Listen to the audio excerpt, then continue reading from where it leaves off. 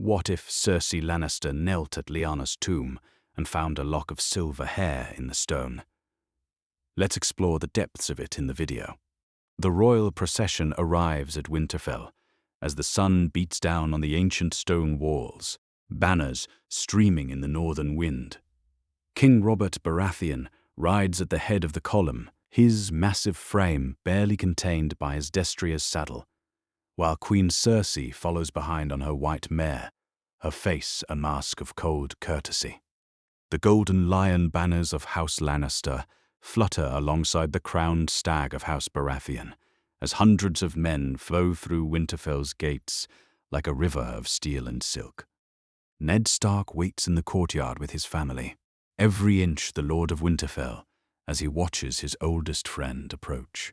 Robert's beard has grown greyer since their last meeting, his belly rounder, but his eyes still hold the fire that made him a king. Behind Ned, his children stand in order of age and importance. Robb holds himself tall and proud at 15, already showing the bearing of a future lord. Sansa curtsies gracefully as the royal party dismounts, her red hair catching the light like burnished copper. "Your Grace," Ned says, bending the knee along with his family. The formality feels strange between old friends, but kings demand their due even from those who knew them as boys. Robert's laugh booms across the courtyard. "Get up, Ned. You're making me feel old." He dismounts heavily and embraces his friend, and for a moment, the years fall away. "Look at you, still as grim as the day I left for King's Landing." The reunion proceeds as tradition demands. Introductions are made, courtesies exchanged, and quarters assigned. Cersei observes it all with calculating eyes, noting the strength of Winterfell's walls, the loyalty in the bannermen's faces, and the quiet dignity of Lady Catelyn as she directs the servants. Everything is as reports described, yet something nags at the Queen's mind. Perhaps it is the weight of the journey, or the strange melancholy that seems to cling to these northern stones like morning mist. The afternoon passes in a blur of preparations for the evening feast. Robert disappears into Ned's solar with ale and memories, while Cersei retreats to her chambers to refresh herself after the long road. The rooms are well appointed but austere, lacking the golden opulence she prefers. Through her window, she can see the Godswood, where the old gods still hold sway, their heart trees standing red and pale like a wound against the darkening sky.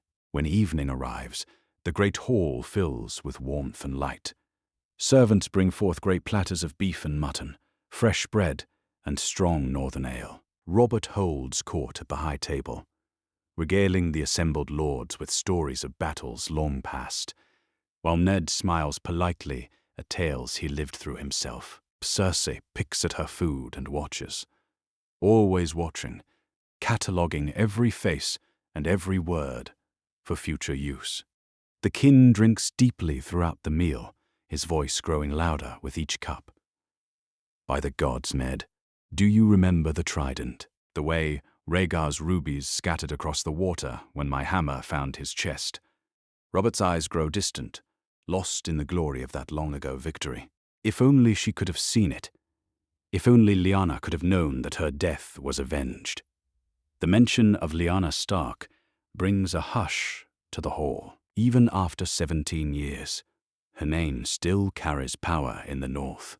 Cersei has heard the story countless times, how the beautiful Stark girl was stolen by the Dragon Prince, how her abduction sparked a war that toppled a dynasty. She has also seen how that dead girl still haunts her husband's dreams, her ghost more real to him than any living woman. "I would see her tomb," Robert declares suddenly, his voice thick with wine and memory. "I would pay my respects to the woman I should have wed." Ned's face tightens almost imperceptibly. "Of course, Your Grace, the crypts are always open to you." Later, as the feast winds down and guests begin to drift away, Robert rises unsteadily from his chair. "Come, my queen. You should see where true beauty rests eternal." His words are slurred, but his intent is clear. Cersei has no choice but to follow, though something cold settles in her stomach at the thought of descending into those ancient depths. The crypts of Winterfell stretch deep beneath the castle, older than memory and darker than night. Torch flames dance against carved stone faces, casting shifting shadows that seem to bring the dead kings to life. Robert walks ahead with surprising steadiness, his footsteps echoing in the silence, as Ned guides them through passages lined with centuries of Stark lords and their wives. "Here," Ned says softly, stopping before a statue carved from pale stone. "Here lies Lyanna. The sculpture is beautiful, capturing something of the wild spirit that made Lyanna Stark a legend. Her stone face is young and proud, crowned with a wreath of winter roses. Below her feet, carved words speak of a daughter beloved, a sister mourned, a life cut short by war and sorrow." Robert stares at the statue with naked longing, and for a moment, Cersei sees the boy he once was, the romantic fool who started a rebellion for love. "She was so young," Robert whispers, reaching out to touch the cold stone cheek. "Too young to die for that bastard's pleasure." The craftsmanship is exquisite, clearly the work of master stonemasons, who spared no expense. Every detail speaks of love and loss, from the delicate roses to the flowing lines of Lyanna's stern dress. But as she examines the base of the statue, something catches her eye. A thin line in the stone, barely visible in the flickering torchlight, runs along the bottom edge like a hairline crack. Robert continues his vigil, lost in memories and regret, while Ned stands respectfully silent. Neither man notices as Cersei kneels beside the tomb, her fingers tracing the almost invisible scene. The stone here feels different, slightly loose, as if it were meant to be moved. Her heart begins to race as she realizes what she may have found. Hidden compartments in tombs are not unknown, particularly for those who died with secrets. Working carefully, Cersei presses along the edge of the stone until she feels it give slightly. The section slides inward with the barest whisper of sound, revealing a small, hollow space within the tomb's base. Her breath catches as she sees what lies within. A lock of hair rests in the hidden space, preserved by the dry air and darkness of the crypt. But this is not the brown hair of a Stark maiden. This hair catches the torchlight and throws it back like spun silver, fine and beautiful, and unmistakably Targaryen. Wrapped around the silver lock is a small piece of cloth, dark red silk, worked with golden thread in patterns. She recognizes dragons, the marriage cloak of House Targaryen.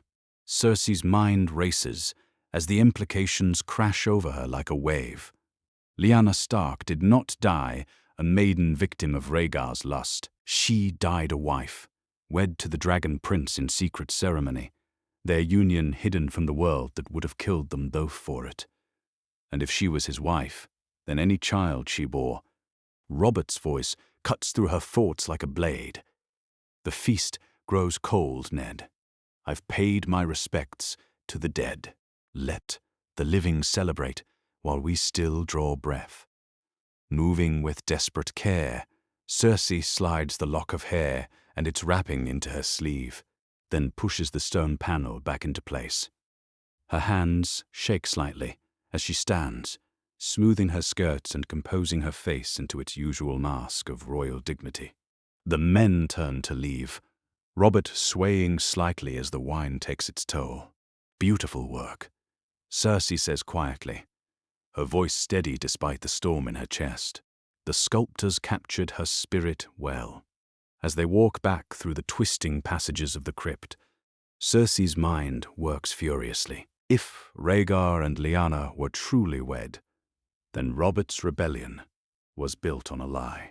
The supposed rape and abduction was really an elopement, a love match that cost 2 kingdoms their blood. But more than that, if they were wed, then any child born of their union would not be a bastard.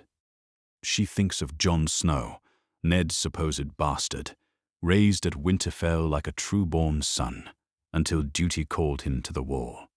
She remembers the boy's dark hair and grey eyes, so unlike his supposed father in colouring, so perfectly Stark in feature, that no one questioned his parentage. But what if those Stark features hide something else?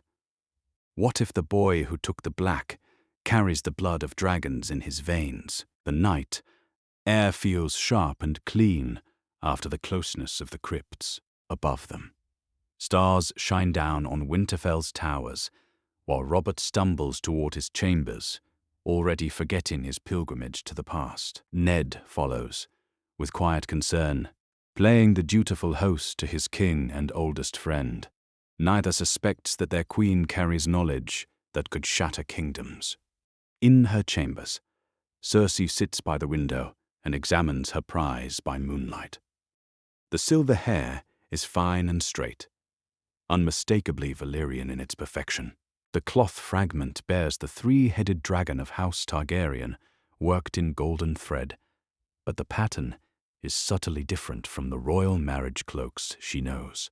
This was made for a secret ceremony, hurried but heartfelt, marking the union of a prince and his wolf maiden. She thinks of Robert, snoring in his cups while his wife's ghost laughs at him from beyond the grave. How would he react if he learned that his great love betrayed him willingly, that his rebellion was founded on deception and pride? How would the realm respond if they discovered that a Targaryen heir lives among them, sworn to the Night's Watch, but still carrying royal blood? The queen smiles in the darkness, her mind already calculating possibilities and advantages. Knowledge is power, and tonight she has gained knowledge that could remake the 7 kingdoms. But she must be careful, must plan each move like a master at Cyvasse. One wrong step could destroy her children's futures, could see them all burned alive if the dragons rise again.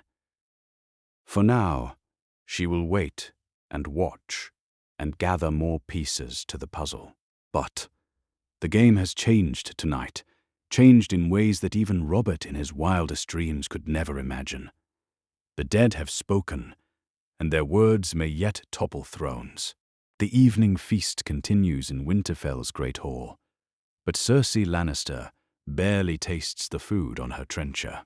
The silver lock of hair feels like fire against her skin, where she has hidden it beneath her sleeve, its weight far greater than something so small should bear. Around her, lords and ladies laugh and drink while musicians play familiar songs, all unaware that the very foundations of the realm have shifted beneath their feet.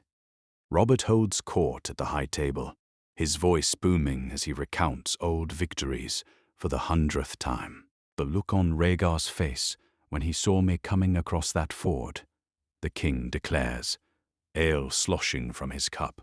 He knew his time had come. He knew he would pay for what he did to my Lyanna. The assembled lords nod and murmur agreement, playing their parts in a story they all know by heart. But Cersei hears the words differently now. She watches her husband's face as he speaks of his lost love, seeing the pain and longing that 17 years have done nothing to diminish. How would that pain transform if Robert learned the truth? How would his rage burn if he discovered that his great love ran away willingly, chose the Dragon Prince over the young lord who would have given her everything? My queen seems distant tonight, observes Lord Manderley from across the table. Perhaps the journey has wearied you. Cersei forces a smile, the practiced expression of royal courtesy she has worn for years. The North has a beauty all its own, my lord. I find myself contemplative among these ancient stones. The words come easily, while her mind churns with possibilities and dangers. Knowledge is power, but knowledge wrongly used can also be a blade that cuts the wielder. When the feast finally winds down, Cersei excuses herself with elegant grace, claiming fatigue from the long day. She makes her way through Winterfell's corridors with measured steps, nodding to guards and servants while her thoughts race ahead to the conversations she must have.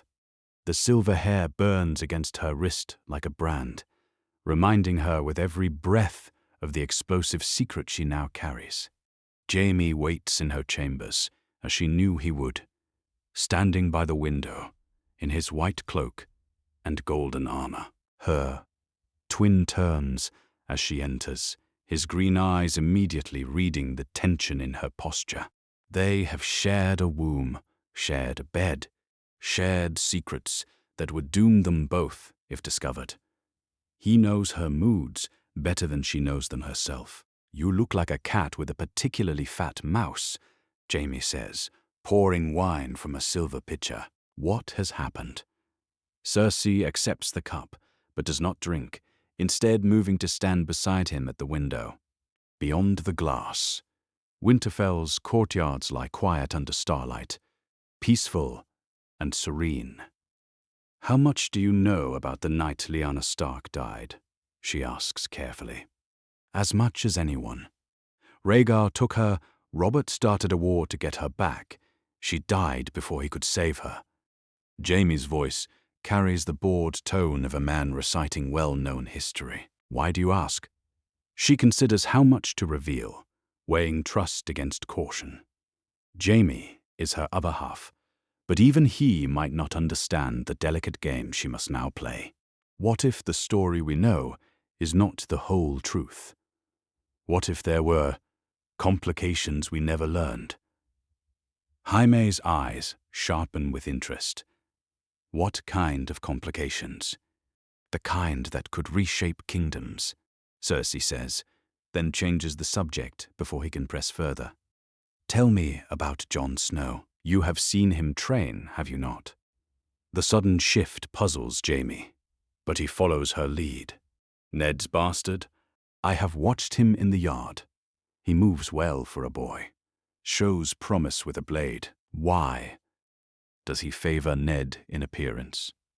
The Stark look runs strong in all of Ned's children. Dark hair, grey eyes, long faces. The boy could be his true-born son in everything but name. Jaime pauses, studying his sister's face. "Cersei, what game are you playing?" She turns from the window, her smile sharp as broken glass. "The same game we have always played, brother. The Game of Thrones. But the pieces on the board may not be what we thought them." Questions. Later, after Jaime has returned to his own quarters with more questions than answers, Cersei seeks out Tyrion. She finds her younger brother in the library, surrounded by dusty tomes, as he often is when staying in a great house. He looks up as she enters, wine cup in hand, and a sardonic smile playing about his lips. "My dear sister, to what do I owe this unexpected pleasure?" Cersei settles into a chair across from him, noting the books scattered on the table. Histories, genealogies, treatises on law and inheritance. Tyrion's reading habits may prove useful tonight. "I have been thinking about bloodlines," she says without preamble. "A fascinating subject," Tyrion replies, his mismatched eyes glinting with curiosity. "Any particular bloodline? Or are we speaking in general terms? The Targaryens, their marriages, their legitimacy laws, their complications." Tyrion sets down his wine cup, giving her his full attention. Now that is an interesting topic. What brings the Queen's mind to such matters? Cersei chooses her words carefully. If a Targaryen prince were to marry in secret, would such a union be considered valid, legally speaking? That would depend on the circumstances.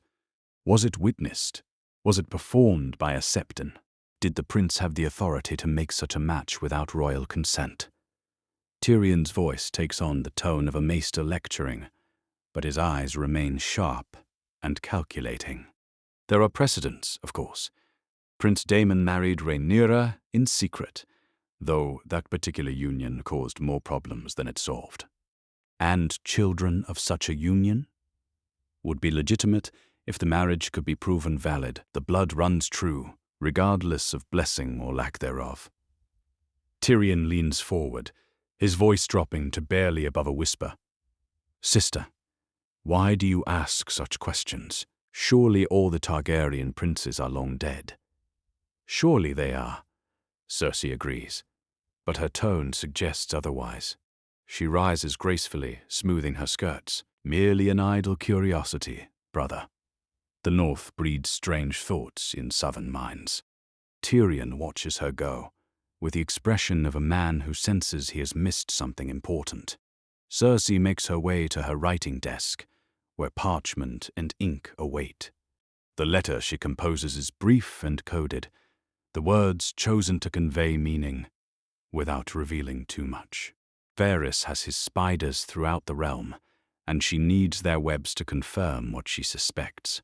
"My dear Master of Whisperers," she writes in her elegant script, "the northern air proves most enlightening. I would be grateful for any information regarding the Ward of Winterfell, who took recent vows of the Night's Watch. His parentage interests me greatly, as do any irregularities in his birth or upbringing. Your swift response would be most appreciated." She signs it with a flourish and seals it with red wax, pressing her signet into the warm surface. Tomorrow, she will find a way to send it south without drawing attention. For now, she must be content with setting wheels in motion and planning her next moves. As she prepares for bed, Cersei's mind turns to Jon Snow, like a lodestone seeking true north. The boy is 17 now, old enough to have taken the black, but young enough to have made no real mark on the world. If her suspicions prove correct, he carries the blood of kings in his veins, while wearing the humble black of the Night's Watch. The irony is exquisite. But is he a threat to be eliminated, or a tool to be wielded? The question keeps her awake long into the night, staring at the ceiling while possibilities dance through her thoughts like shadows in candlelight. Targaryen bastard might be useful against other Targaryen claimants, should any arise. A Targaryen true-born son, however, would be a danger to every throne in Westeros. She thinks of her children sleeping in their beds, of Joffrey's golden hair and cruel smile, of Myrcella's sweet nature and Tommen's gentle heart. Everything she has done, every scheme and manipulation and careful lie has been for them and their futures. She will not let some northern bastard with dragon blood threaten what she has built. The silver lock of hair lies hidden in her jewelry box, wrapped in silk like the precious thing it is. Evidence of love and betrayal, of secrets that could topple dynasties. Tomorrow she will begin to unravel the truth of Jon Snow's birth, piece by careful piece. She will discover whether Ned Stark's honor extends to protecting his sister's memory at the cost of his own. And when she knows the truth, she will decide whether the boy lives or dies. Meanwhile, in the guest chambers down the hall, Robert Baratheon snores in his cups, while dreams of silver-haired princes and wolf maidens dance behind his closed eyes. He does not know that his wife holds the key to mysteries that would shatter his very soul. He does not know that the war he fought and won was built on lies as beautiful and deadly as winter roses. But he will learn when Cersei chooses to teach him. The Game of Thrones has always been about timing, and the Queen believes her moment is coming soon. The silver lock of hair is only the beginning. Soon, she will hold the fate of dragons in her hands. The morning sun streams through Winterfell's windows as Cersei breaks her fast in the guest chambers, but her attention remains fixed on the men at the high table. Robert and Ned sit together like the old friends they are, sharing bread and ale while discussing the day's plans. Yet Cersei watches for the subtle signs she has learned to read over years of court intrigue. The way Ned's eyes dart away when Robert mentions the past. The careful neutrality in his voice when speaking of certain subjects. The slight tension in his shoulders when conversation turns to family. "We should hunt today," Robert declares, tearing into a piece of bacon with his fingers. The woods around Winterfell are said to hold fine game, and I grow tired of sitting still. Ned nods agreeably, but Cersei catches the brief hesitation before his response. "Of course, Your Grace. I shall have the huntsman prepare." There is something in his tone, a formality that seems excessive between childhood friends, as if he maintains distance even in casual conversation. After the meal, Cersei makes her way through Winterfell's corridors with practiced grace, noting every detail of the ancient castle. Servants bow as she passes, their northern faces respectful, but reserved. She pauses to speak with a few, asking innocent questions about the castle's history, the Stark family, the events that shaped their lives. Most respond with the expected deference, but she listens carefully to what they do not say, as much as what they do. In the Godswood, she finds Lady Catelyn supervising her daughter's needlework lesson. Sansa sits beneath the heart tree's red leaves, her stitches precise and delicate, as befits a lady of her station. Arya fidgets nearby, with obvious reluctance, her wild hair escaping its careful braiding. The scene speaks of northern propriety and maternal duty. But Cersei senses an opportunity. Lady Stark.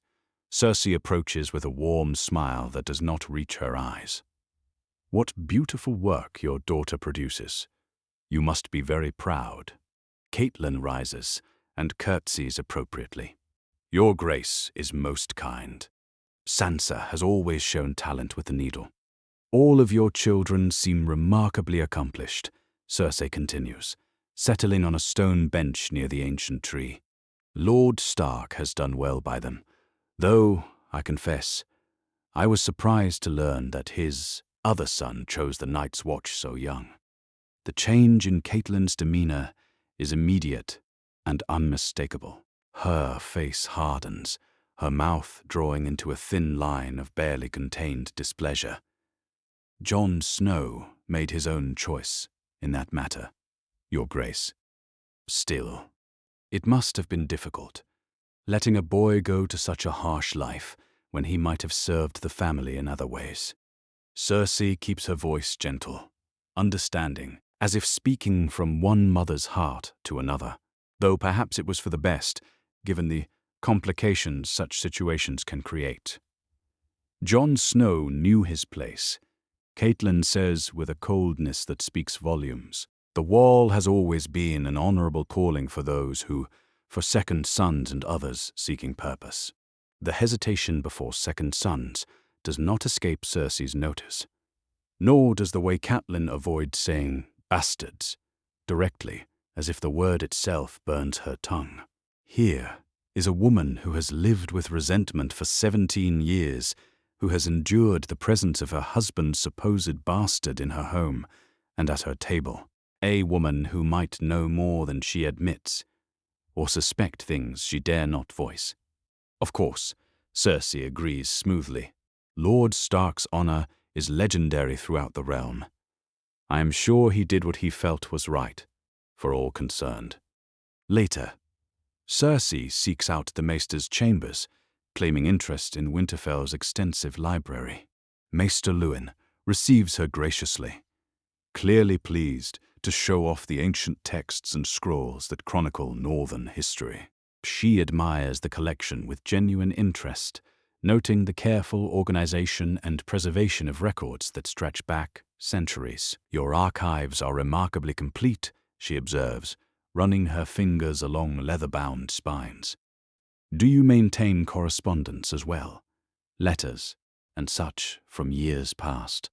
"We keep what seems historically significant, Your Grace." Lord Rickard was most particular about preserving important communications, and Lord Eddard has continued that tradition. I imagine the years of Robert's rebellion generated considerable correspondence. Such momentous times must have required constant communication between allies. Maester Lewin's eyes brighten with scholarly enthusiasm. Indeed, Your Grace, the records from that period are quite extensive. Messages regarding troop movements, supply lines, strategic planning. Lord Eddard was most methodical in his documentation. How fascinating. And personal matters as well, I suppose. The tragic loss of Lady Lyanna must have generated its share of correspondence. That was a dark time for House Stark, Your Grace. Such losses weigh heavily on a family. Cersei spends the better part of an hour examining scrolls and ledgers, ostensibly interested in northern customs, but actually studying dates and timelines. The records from 281 and 282 AC prove particularly illuminating. She notes the careful gaps in certain entries, the places where personal matters have been excluded from official records. Most telling is what she finds regarding Jon Snow's birth. According to the castle's records, Ned Stark returned from the Tower of Joy in late 282 AC with his sister's bones and his newborn bastard son. But Cersei's sharp eyes catch subtle inconsistencies in the dating. Small discrepancies that might mean nothing to a casual observer, but would set her mind racing. The official records suggest Jon was born in early 282, yet other references imply a later date. More importantly, there are no records of the boy's mother. No mention of where or when Ned supposedly sired his bastard. For a man known throughout the realm for his meticulous honor, Ned Stark seems remarkably vague about the circumstances of his son's conception. As afternoon approaches, Cersei arranges a private audience with Lord Stark himself. She finds him in his solar, reviewing harvest reports and tax assessments with the focused attention of a man who takes his duties seriously. Pierre looks up as she enters, rising courteously from behind his desk. Your Grace, how may I serve you? Cersei settles into the chair across from him, noting the way he positions himself at the desk between them, like a barrier. I wanted to thank you for your hospitality, Lord Stark. Winterfell has proven most educational. I am pleased you find it so, Ned replies carefully. The history here is remarkable. So many stories preserved in stone and scroll. She pauses, watching his face. I was particularly moved by your family's sacrifices during the rebellion. To lose both father and brother, then your sister as well. Such pain must have marked you deeply. Ned's jaw tightens almost imperceptibly. The past is behind us, Your Grace. We must look to the future now, of course. Yet the past shapes us, does it not? The choices we make, the burdens we carry. Cersei leans forward slightly, her voice taking on a more intimate tone. I imagine raising your sister's memory, while also caring for other reminders of that time, must have been challenging. For a moment, something flickers in Ned's grey eyes. Surprise, perhaps, or wariness. I'm not certain I understand your meaning. Only that you have done admirably in difficult circumstances. It takes great strength to honor the dead while protecting the living. She watches him closely, noting the way his hand's still on the parchment before him. Such burdens require careful discretion. Ned's voice grows cooler. If your Grace has specific concerns, perhaps you might speak more plainly. Cersei realizes she has pushed as far as prudence allows. She rises gracefully, smoothing her skirts. Merely the musings of a mother who understands the weight of protecting one's children. You have my admiration, Lord Stark, for the choices you have made. She leaves him sitting behind his desk, his face carefully neutral, but his eyes troubled. The conversation has confirmed her growing certainty that Ned Stark knows far more about Jon Snow's parentage than he has ever admitted. The man carries secrets, and those secrets align perfectly with what she discovered in Lyanna's tomb. That evening, as the household prepares for another feast, Cersei writes a second letter. This one goes to Littlefinger, her words chosen to prompt investigation without revealing her hand. She requests information about certain events during Robert's rebellion, particularly regarding the Tower of Joy and its aftermath. She also asks about the timing of various births and deaths in 281 AC, framing her curiosity as interest in historical accuracy. As she seals the parchment, Cersei's mind works through possibilities, like a master at Sivas contemplating the board. Every piece of evidence points toward the same conclusion. Jon Snow is not Ned Stark's bastard, but something far more dangerous. Targaryen heir, hidden in plain sight, protected by northern honor and Stark stubbornness. The question that haunts her now is not whether Jon Snow carries dragon blood, but what Robert will do when he learns the truth. Her husband's hatred for the Targaryen name runs deeper than the roots of Winterfell. He would see every last dragon dead before he allows their line to threaten his crown again. But Jon Snow has worn black and sworn vows. He has, supposedly, abandoned all claim to lands and titles, choosing the life of a sworn brother over worldly ambition. Perhaps that protection will be enough to save him. Or perhaps Robert's rage will demand satisfaction, regardless of vows and walls. Cersei finds herself facing a choice that will shape kingdoms.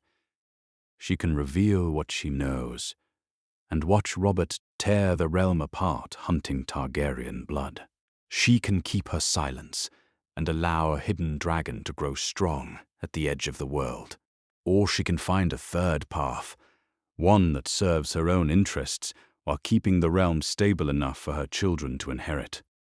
The silver lock of hair seems to burn where it rests hidden among her jewelry, a reminder of love that toppled dynasties and secrets that could do so again. Soon, she will need to decide whether to use her knowledge as a sword or as a shield. Soon the Game of Thrones will demand she choose her pieces and make her play. But, for now, she watches and waits, and gathers information like a spider spinning her web. The truth about Jon Snow grows clearer with every passing hour, and with it, the power to reshape the Seven Kingdoms according to her will. Ned Stark stands at the window of his solar, watching the morning mist rise from Winterfell's courtyards, as his mind churns with growing unease. Queen Cersei's questions from the previous day echo in his thoughts, like warning bells, each seemingly innocent inquiry, carrying dangerous undercurrents. For 17 years he has guarded the secret of Jon's birth with the dedication of a man protecting his own soul.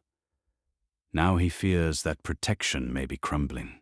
The Queen's interest in Jon Snow troubles him more than he dares admit. Her questions about the boy's absence, her probing remarks about family burdens and difficult choices, suggest a mind working toward conclusions that could destroy everything.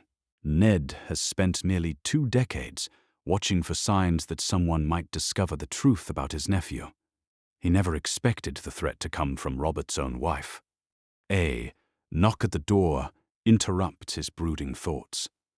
"Enter," he calls, turning from the window as Robert pushes into the chamber with his usual lack of ceremony.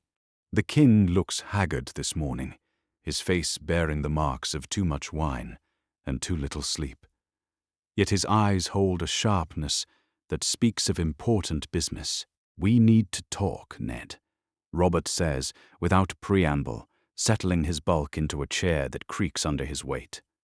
About King's Landing. About what comes next. Ned moves to his desk, grateful for the distraction from his darker thoughts. You know my feelings on the matter, your grace. The capital holds little appeal for a Northman. Spare me the humble lord act. Robert waves a dismissive hand. You're the only man I trust to serve as my hand. Jon Arryn is dead, and the realm needs steady leadership. I need you, Ned. The weight of decision presses down on Ned's shoulders like a physical thing. Accepting Robert's offer would mean leaving Winterfell, leaving the North, where Jon's secret has remained safe for so long. Yet refusing might seem suspicious, might prompt questions he cannot answer. He thinks of his sister's dying words, her desperate plea to protect her son from Robert's wrath. The position carries great responsibility, Ned says carefully, and great dangers. Are you certain you want a man who has spent his life in the North handling the complexities of Southern politics? Robert's laugh booms through the chamber. That's exactly why I want you. You're the only honest man left in the Seven Kingdoms, Ned. Everyone else plays games and schemes for advantage. I need someone I can trust absolutely. The irony cuts Ned like a blade. His oldest friend praises his honesty, while he harbors the greatest deception of their lives. If Robert knew the truth about Jon Snow, knew that the boy he considers a bastard carries the blood of Rhaegar Targaryen, the king would see it as the ultimate betrayal. I will consider your offer carefully, Ned promises, though his mind is already racing ahead to the implications. Such a decision affects more than just myself. After Robert leaves, Ned sits alone in his solar, with the weight of secrets pressing down upon him. He thinks of Jon at Castle Black, believing himself a bastard son seeking purpose and service to the realm. The boy has no idea that kings would kill him for the blood in his veins, that his very existence threatens the stability Robert has built. Ned moves to his writing desk and takes up quill and parchment. The message he composes is brief and coded, the words chosen to convey urgency without revealing too much. Be watchful in all things, he writes. The eyes of the South turn north with interest, trust few, and speak less of family matters. He signs it simply N and seals it with unmarked wax. The raven will fly to Castle Black within the hour, carrying his warning to a boy who has every right to know the truth, but whose life depends on ignorance. Ned has lived with this contradiction for 17 years, balancing love and duty on a knife's edge that grows sharper with each passing day. Catelyn enters the solar as he finishes with the letter, her face showing the strain that has marked her since the royal visit began.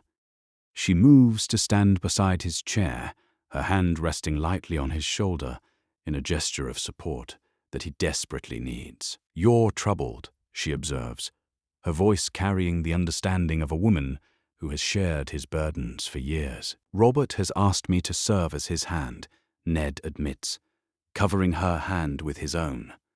The decision weighs heavily. Catelyn's face grows thoughtful. It would mean leaving Winterfell, leaving the children. Some of them would come with us. Sansa, certainly if her betrothal to Prince Joffrey moves forward. Arya as well, perhaps. He pauses, considering his next words carefully. It would also mean leaving behind certain complications. Something shifts in Catelyn's expression, a flicker of understanding that makes Ned's breath catch. Does she suspect? Has she always known, deep in her heart, that Jon Snow's parentage is not what it seems? The resentment she has shown toward the boy might stem from more than just wounded pride. Some complications follow us wherever we go, she says quietly. Others are better left undisturbed. The conversation hangs between them, full of words neither dares speak aloud. Ned realizes that his wife may know more than she has ever admitted, may have spent years protecting a secret she refuses to acknowledge. The thought both comforts and terrifies him. Later that afternoon, Ned seeks out Maester Lewin in the library tower. He finds the elderly scholar cataloguing scrolls, his weathered hands gentle with the ancient parchments that chronicle centuries of northern history. The Maester looks up as Ned enters, his chains chiming softly with the movement. "My lord, how may I serve you?" Ned closes the door behind him and moves to stand beside the writing desk where so many important letters have been composed over the years. "I have concerns about certain records in our archives, matters that might be sensitive if examined too closely." In his years of service to House Stark, he has learned when to ask questions and when to simply listen. "What manner of records, my lord?" "Those relating to the period immediately following Robert's rebellion. Specifically, any documents that might reveal more than is prudent about personal matters that occurred during that time." Ned's voice drops to barely above a whisper. "There are some secrets that must remain buried, Maester, for the good of the realm." The old man nods slowly. "I understand, my lord. Perhaps certain documents have become illegible with age, or suffered damage that makes them difficult to interpret accurately." "Your discretion has always been one of your greatest virtues," Ned says with genuine gratitude. "These are dangerous times, and dangerous questions are being asked. Some answers are better left unspoken."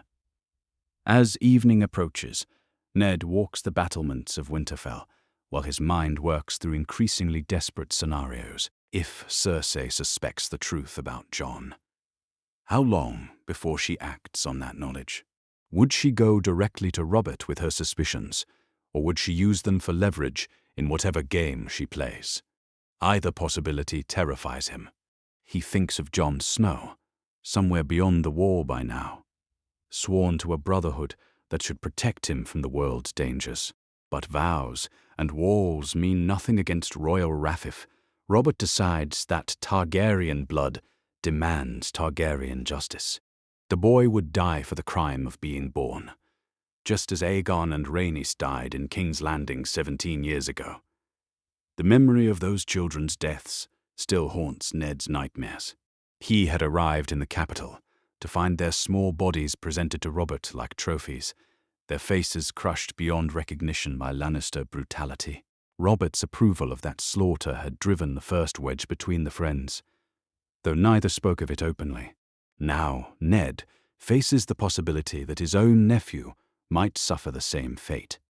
A new raven arrives as he returns to the keep, bearing a message from King's Landing that makes his blood run cold. The letter speaks of unusual inquiries being made about northern bastards, of questions asked in the wrong quarters about events from Robert's rebellion. Someone in the capital is investigating Jon Snow's background, prompted by sources unknown. Ned crushes the parchment in his fist as realization crashes over him. Cersei has already begun moving her pieces on the board, using her southern connections to gather information he cannot control. The game has started whether he wishes it or not, and his nephew's life hangs in the balance. That night, Ned paces his chambers while Catelyn sleeps, his mind working through possibilities and contingencies, like a general preparing for siege. If the truth comes out, he will need to act quickly. Jon must be warned, must be given the chance to flee beyond even Robert's reach. The free cities, perhaps, or the distant lands beyond the Bone Mountains, where Targaryen exiles have hidden before. But flight would mean abandoning everything Jon has ever known, everything he believes about himself and his purpose.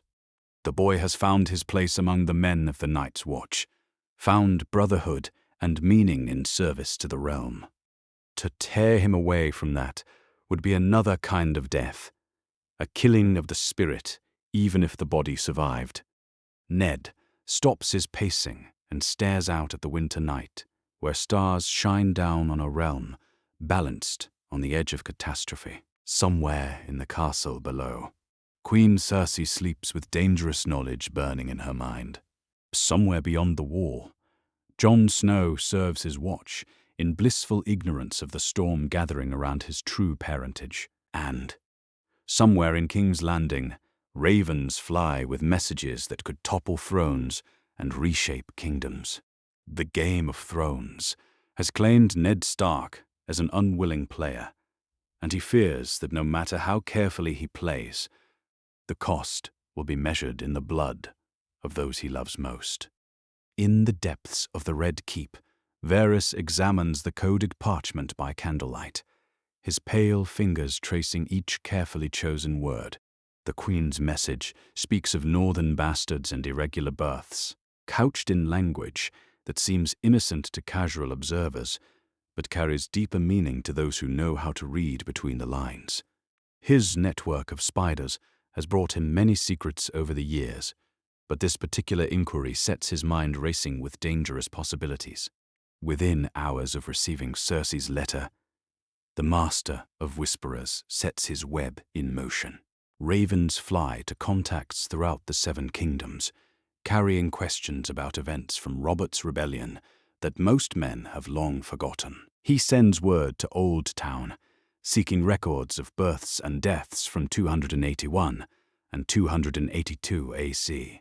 Messages go north to White Harbor and the Dreadfort, probing for memories of Ned Stark's return from the Tower of Joy. Each inquiry seems innocent alone, but together they form a pattern that could unravel kingdoms. Meanwhile, at Castle Black, Jon Snow stands atop the wall as dawn breaks over the haunted forest beyond. The message from Winterfell burns in his pocket like a live coal, its cryptic warning filling him with unease he cannot name. "Be watchful in all things," his father had written. But watchful of what? The Night's Watch has enemies enough beyond the wall, without worrying about threats from the south. "You look troubled, Snow," says Samwell Tarly, climbing the last few steps to join him on the wall's summit. The fat boy huffs from the exertion, his breath misting in the cold morning air. Bad news from home. Jon considers how much to reveal to his friend. Sam has proven trustworthy in their months together, but some burdens are too dangerous to share. "Family matters," he says finally. Nothing that concerns the Watch. Yet even as he speaks the words, Jon feels their falsehood. Something in his father's message suggests that family matters and Watch concerns may not be as separate as he once believed. He thinks of the questions Tyrion Lannister asked during his visit, the strange intensity in the dwarf's eyes when discussing bastards and bloodlines. Too many people have shown interest in Jon Snow of late for it to be mere coincidence. In Winterfell's great hall, Queen Cersei breakfasts with King Robert while carefully steering their conversation toward dangerous waters. She has learned to read her husband's moods over the years of their marriage, knows when to press and when to retreat. This morning, finds Robert in good humor after a successful hunt, his spirits lifted by wine and the prospect of leaving the north soon. "The Stark bastard has made quite a name for himself at Castle Black," she observes, cutting delicately into her porridge. Such dedication to duty in one so young. It speaks well of his upbringing. Robert grunts agreement, his attention focused on the joint of beef before him. Ned always was good with children. Even his bastard turned out better than most true-born sons. Though I sometimes wonder about the wisdom of denying such promising young men the chance to serve the realm in other ways. Cersei keeps her voice light, conversational. Perhaps legitimizing exceptional bastards might strengthen the crown's support among the common folk. The suggestion makes Robert pause in his eating, his dark eyes fixing on his wife with surprise. Legitimize bastards? That's not something I've considered. Merely a thought, Cersei says smoothly. The Starks have always commanded great loyalty in the north. If their extended family felt more secure in their positions, it might ensure their continued support. She watches Robert's face carefully, noting the way his jaw tightens at the mention of Targaryen precedents for legitimizing bastards. Her husband's hatred for the Dragon dynasty runs so deep that even theoretical discussions of their customs make him uncomfortable. Meanwhile, Tyrion Lannister rides south from Winterfell with a small escort, his saddlebags weighted with more than travel provisions. Hidden among his personal effects is a sealed letter bearing his sister's private seal, destined for contacts in King's Landing who ask no questions about their assignments.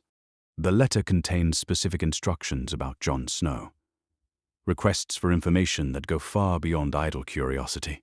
The dwarf's keen mind works through the implications as his horse picks its way along the King's Road. Cersei's sudden interest in northern bastards and Targaryen legitimacy laws suggests she has learned something significant during their stay at Winterfell. But what could have prompted such dangerous inquiries? And why does she believe Jon Snow matters enough to risk Robert's wrath by investigating him? At Dragonstone, Stannis Baratheon receives a raven that makes his already grim expression grow darker still. The message comes from one of his agents in the capital, reporting unusual activity among the Spiders network and strange questions being asked about events from Robert's rebellion. Someone is investigating matters that Stannis himself has wondered about over the years, particularly regarding Ned Stark's bastard and the convenient timing of the boy's birth. Stannis has always been a man who pays attention to details others overlook. The official story of Jon Snow's parentage has never satisfied his precise mind. Too many elements fail to align properly. The timing, the lack of a named mother, Ned Stark's unusual reticence about discussing his supposed moment of weakness. Most telling is the boy's appearance, so perfectly Stark that it seems almost calculated to deflect suspicion. Prepare a message for King's Landing. Stannis orders his Maester. I want detailed reports on any investigations currently underway regarding northern matters from the rebellion, and send word to our contacts at Castle Black. I want to know everything about Jon Snow's behavior and associations. Meanwhile, at Castle Black, Lord Commander Jorah Mormont watches Jon Snow with growing concern. The boy has been distracted since receiving the raven from Winterfell, his usually sharp attention wandering during training and duties. Worse, Jon has begun spending long hours in the library, poring over old texts and records with an intensity that suggests more than academic curiosity. The boy troubles you, observes Maester Aemon, joining the old bear in his solar as they watch Jon through the window. The ancient Targaryen's milky eyes see nothing, but his other senses remain sharp as ever. He's been different since that letter arrived, Mormont admits. Suspicious, watchful, as if he expects trouble from directions we can't see. Aemon nods thoughtfully. In his long years at Castle Black, he has learned to read the signs of men carrying dangerous secrets. Jon Snow has the look of someone who has begun to question everything he once believed about himself and his place in the world. Such questioning can be dangerous for a sworn brother of the Night's Watch. Perhaps I should speak with him, Aemon suggests. Old men and young men sometimes understand each other better than those caught between them. In the castle's library, Jon searches through chronicles of Robert's rebellion with desperate focus. The official histories tell the story he has always known.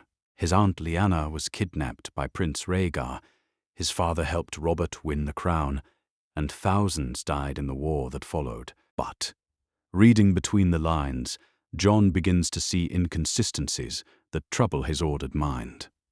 Why does no chronicle mention his own birth? Why do the detailed accounts of the Tower of Joy speak of Ned Stark's honor and grief, but never name the woman who bore his bastard son? Most disturbing of all, why do some sources suggest that Lyanna Stark died in childbed when others claim she was murdered by Targaryen guards? Interesting reading. Jon looks up to find Maester Aemon standing in the doorway, his ancient face lined with concern. The old man moves slowly into the chamber, his hand trailing along the wall for guidance as he navigates the familiar space. Just history, Maester Aemon, trying to understand the events that shaped the realm. History is rarely as simple as the books make it seem, Aemon observes, settling carefully into a chair across from Jon. The winners write the chronicles, and they have reasons to emphasize some truths while concealing others. Something in the maester's tone makes Jon's pulse quicken. What do you mean? Only that young men who dig too deeply into their family's past sometimes find answers they are not prepared to handle. Aemon's blind eyes seem to look directly at Jon, despite their milky film. Be careful what questions you ask, Jon Snow. Some secrets are kept for good reason. Meanwhile, in King's Landing, Varys receives the first responses to his inquiries. A. Septon in Old Town reports unusual gaps in birth records from 282 AC. A minor lord from the Riverlands remembers strange rumors about the timing of certain events during the rebellion. Most intriguing is a message from an aging wet nurse who claims to remember caring for a silver-haired infant in the final months of the war. The Master of Whisperers studies these fragments like a man assembling a broken mirror, each piece revealing part of a larger image that grows more dangerous with every addition. If his suspicions prove correct, Queen Cersei has stumbled upon knowledge that could topple the Iron Throne itself. The question now is whether she understands the full implications of what she has discovered. Back at Winterfell, Cersei receives word that her messengers have reached their destinations and investigations have begun. She sits in her chambers as evening falls, planning her next moves with the careful precision of a master at Cyvasse. Soon, she will have confirmation of what she already suspects about Jon Snow's parentage. The question that haunts her now is what to do with that knowledge once it comes. She thinks of her children sleeping in their beds, of Joffrey's claim to the Iron Throne, of the delicate balance that keeps the realm from tearing itself apart. Jon Snow may carry the blood of dragons, but he has also sworn vows that should protect him from worldly ambition. Perhaps there is a way to use his heritage without destroying the stability she has worked so hard to maintain.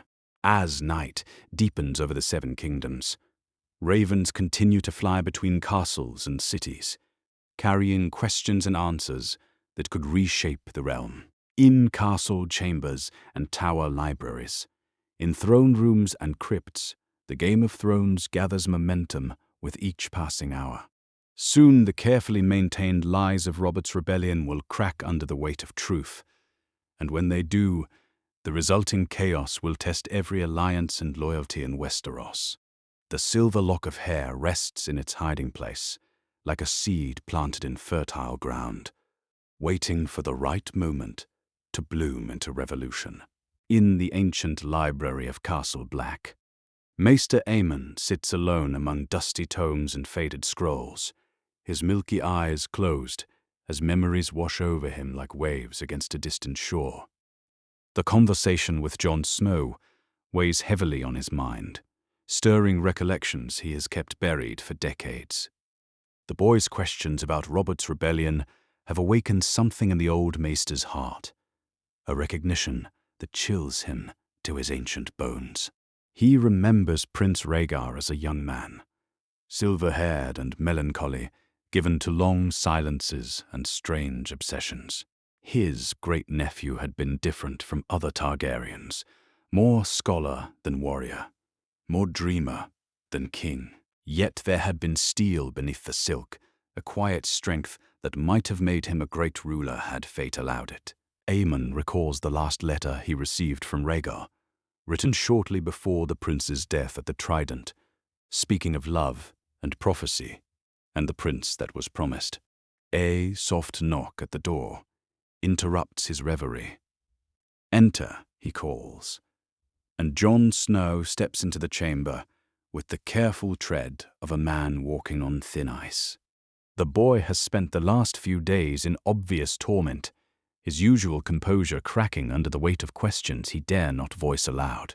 "Maester Aemon, forgive the intrusion. I was wondering if I might speak with you about family matters."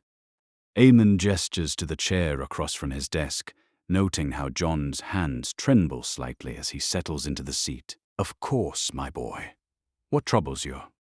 Jon stares at his hands for a long moment before speaking. "You've lived through many kings, many dynasties. You've seen how bloodlines shape the realm, how the sins of fathers fall upon their children. I find myself wondering, how much does a man's birth truly matter?" The question strikes Aemon like a physical blow. In all his years at Castle Black, he has never heard Jon Snow speak so directly about matters of blood and lineage. The boy has always accepted his bastard status with quiet dignity, never questioning his place in the world's hierarchy. This sudden philosophical inquiry suggests that recent events have shaken that acceptance to its foundations. "Birth matters greatly in the eyes of the world," Aemon says carefully. "Lords and ladies judge men by their fathers' names, their mother's virtue, their place in the line of succession. But birth is only the beginning of a man's story, Jon. What he chooses to do with the blood in his veins matters far more than where that blood originated. But what if a man discovers that his blood is not what he believed it to be? What if everything he thought he knew about himself proves false?" Aemon's ancient heart pounds with dangerous rhythm. The boy is so close to the truth, dancing around it like a moth circling flame. How much does Jon suspect? How much has he pieced together from his recent investigations? The Maester realizes that his next words may determine whether this conversation remains theoretical or becomes something far more perilous. Such discoveries can be difficult, Aemon admits. "I have some experience in such matters myself." "What do you mean?" For a moment, Aemon considers the wisdom of revelation. He has kept his true identity secret from most of the Night's Watch for decades, revealing it only to the Lord Commanders who needed to know. Yet something about Jon's desperation, his obvious need for guidance, compels the old Maester toward honesty. "I was not always Maester Aemon of Castle Black," he says quietly. "Once, long ago, I was Prince Aemon Targaryen, son of King Maekar, brother to King Aegon the Unlikely. I gave up a crown to serve the realm in other ways." The revelation hits Jon like a thunderbolt. His mouth falls open as he stares at the ancient figure before him, seeing him with new eyes. You were a prince." "I was. And I learned that royal blood can be as much curse as blessing. The Iron Throne destroys as many as it elevates, Jon. The pursuit of power corrupts even the noblest hearts, and those born to rule often find themselves ruling over ashes and regrets." Jon leans forward, his voice dropping to barely above a whisper. "Why are you telling me this?" Aemon studies the young man's face in the flickering candlelight, noting the fine bones beneath the rough beard, the intelligent eyes that hold depths beyond his years. So much like Rhaegar, yet tempered with something the prince had lacked. Honor, perhaps, learned at Ned Stark's knee. Or maybe just the humility that comes from believing oneself a bastard rather than a prince. "Because I see in you the burden of questions that have no easy answers," Aemon says. "Because sometimes a man needs to know that others have walked dark paths before him and found ways to choose honor over ambition, service over self. You think I face such choices? I think you are asking the kinds of questions that precede such choices. Tell me, Jon, what have you learned in your recent studies of the rebellion?" Jon hesitates, clearly weighing how much to reveal. "I have learned that the official histories may not tell the complete truth. that there are inconsistencies in the accounts of certain events, such as the Tower of Joy, my aunt Lyanna's death, the circumstances of my own birth. Jon's voice grows stronger as he speaks, as if voicing his suspicions gives them weight. Nothing adds up properly, Maester Aemon. The timeline is wrong. The details don't match, and no one will speak plainly about what really happened. Aemon nods slowly, his worst fears confirmed. The boy has indeed begun to suspect the truth, perhaps prompted by recent events beyond the wall. Someone has been asking questions, stirring up matters that should have remained buried. The Game of Thrones has reached even to Castle Black, and Jon Snow finds himself an unwitting player. Truth can be a dangerous thing, Jon, especially truth about royal bloodlines and the wars they spawn. Are you certain you want to know what your investigations might reveal? I don't know, Jon admits, his voice raw with emotion.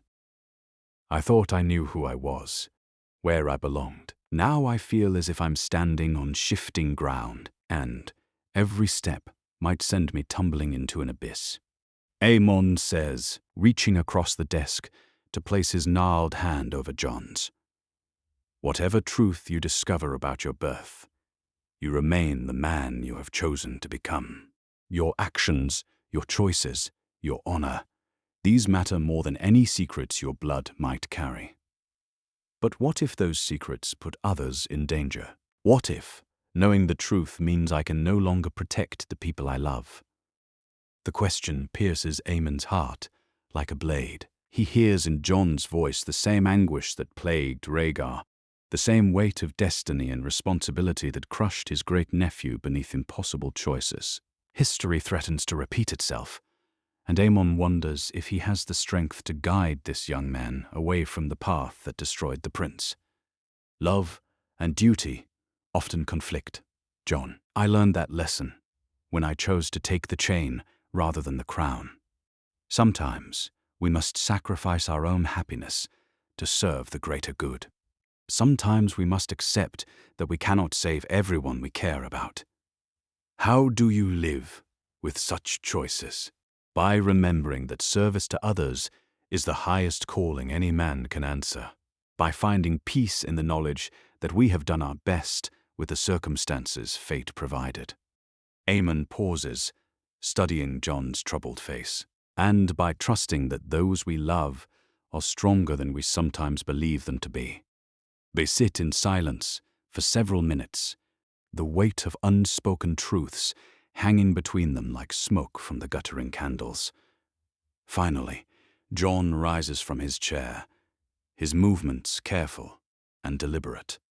Thank you, Maester Aemon. Your words give me much to consider. Jon, Aemon calls as the young man reaches the door. Whatever you discover about yourself, remember that you have friends here who value you for who you are, not what blood runs in your veins. The Night's Watch judges men by their deeds, not their fathers' names. After Jon leaves, Aemon sits alone in the library, his ancient mind working through possibilities and dangers like a scholar passing a difficult text. The boy's questions confirm his worst suspicions. Someone in the south has begun investigating Jon Snow's parentage, and that investigation threatens to uncover truths that could shatter the realm. He thinks of Ned Stark, the honorable lord who has carried the secret for 17 years, protecting his sister's son at the cost of his own reputation. If Jon's true parentage becomes known, Ned will face Robert's wrath for harboring a Targaryen heir. The king's hatred for the Dragon dynasty runs deep enough to destroy even the strongest friendship. Moving slowly to his writing desk, Aemon takes up quill and parchment. The letter he composes is carefully worded, its meaning clear to one who knows how to read between the lines. He writes of Jon's growing questions, of the boy's obvious distress, of the dangerous inquiries that have prompted such soul-searching. Most importantly, he warns Ned that time may be running short for keeping dangerous secrets buried. As he seals the letter with black wax, Aemon wonders if he has chosen wisely. By warning Ned, he may be preventing disaster or hastening it. The Game of Thrones has no certain rules, and even the wisest players sometimes find their best intentions leading to catastrophe. Yet he cannot stand idle while a young man he has grown to love faces destruction for the crime of being born. Jon Snow deserves better than the fate that claimed his father, and Aemon will do everything in his power to ensure the boy has choices his parents never enjoyed. The raven carrying his message will fly south at dawn, bearing warnings wrapped in the careful language of an old man who has learned to speak dangerous truths without voicing them directly. Whether Ned Stark heeds those warnings may determine whether the realm faces another dance of dragons or finds a path toward peace. In his chambers, Jon Snow lies sleepless on his narrow cot, staring at the ceiling while Maester Aemon's words echo in his mind. The old man's revelation has shaken him to his core, not just because of the Targaryen connection, but because of what it suggests about secrets and hidden truths. If a prince can live for decades as a simple maester, what other deceptions might be hiding in plain sight? The questions that have plagued him for days now take on new urgency. His birth, his parentage, his place in the world, all of it may be built on lies carefully maintained by those who claim to love him. The thought terrifies and liberates him in equal measure, offering the possibility of a truth that could change everything or destroy everyone he holds dear.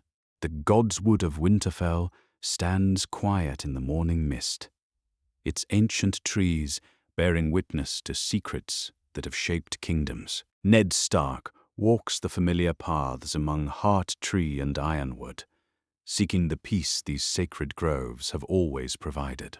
The weight of recent days presses down upon his shoulders like chainmail, each link forged from dangerous questions and half-revealed truths. He does not hear the soft footsteps behind him until Queen Cersei speaks. "Lord Stark, how fitting that we should meet among the old gods, where oaths carry the weight of eternity." Noting how the shadows play across her beautiful features like a mask that conceals more than it reveals. Something in her bearing speaks of purpose long planned and carefully executed. This meeting is no chance encounter in the Godswood's depths. "Your Grace, I did not expect to find you here. The old gods welcome all, but few southerners find comfort beneath their branches." Cersei moves closer, her green silk dress a splash of color against the gray stones and dark bark. "Perhaps I seek a different kind of comfort, my lord. The kind that comes from honest conversation between those who understand the weight of protecting family secrets." The words hit Ned like a physical blow, though he keeps his face carefully neutral. Years of ruling the North have taught him to hide his thoughts when necessary, but Cersei's knowing smile suggests his efforts may be failing. "I'm not certain I understand your meaning, Your Grace." "Oh, I think you understand perfectly." Cersei reaches into her sleeve and withdraws something that makes Ned's blood turn to ice water in his veins. A lock of silver hair catches the dim light filtering through the canopy, unmistakably Targaryen in its perfection. Wrapped around it is a fragment of dark red silk worked with golden thread. Beautiful, is it not? I found it in a most interesting place. Ned's hand moves instinctively toward his sword, though he knows no blade can cut through the trap closing around him. "Where did you find that?" "In your sister's tomb, Lord Stark, hidden away like the precious secret it represents." Cersei's voice carries the satisfaction of a hunter who has finally cornered her prey. "Tell me, how long have you known that Jon Snow is not your bastard son?" The question hangs between them like a sword suspended by spider's silk. Ned considers his options. Denial, deflection, perhaps even violence. But The evidence in Cersei's hand speaks louder than any lie he might construct, and her confidence suggests she has gathered more proof than just a lock of hair. I don't know what game you're playing, but no games, my lord, only truth, finally brought into the light after 17 years of careful darkness. Cersei steps closer, close enough that he can see the triumph burning in her emerald eyes. Jon Snow is the son of Rhaegar Targaryen and Lyanna Stark, isn't he? Not your bastard at all, but your nephew, your Targaryen nephew. The words seem to echo among the trees like thunder, shattering the careful fiction that has protected Jon for nearly 2 decades. Ned feels the weight of his promise to Lyanna, the dying plea that has shaped every decision he has made since returning from the Tower of Joy. Everything he has sacrificed, every lie he has told, every moment of Catelyn's resentment he has endured, all of it crumbles beneath Cersei's knowing gaze. "You know nothing," he says, but his voice lacks conviction even to his own ears. "I know that Lyanna Stark was not the helpless victim history claims her to be. I know that she went with Rhaegar willingly, perhaps even loved him. I know that she bore his child and died in the birthing, leaving you to choose between honor and family loyalty." Cersei's voice grows softer, almost sympathetic. "You chose family, Ned. You protected the boy by claiming him as your own. Noble in its way. Foolish, but noble." Ned's shoulders slump as the futility of denial becomes clear. Cersei has not just stumbled upon the truth, she has researched it, confirmed it, weaponized it. The game is over before he even realized it had begun.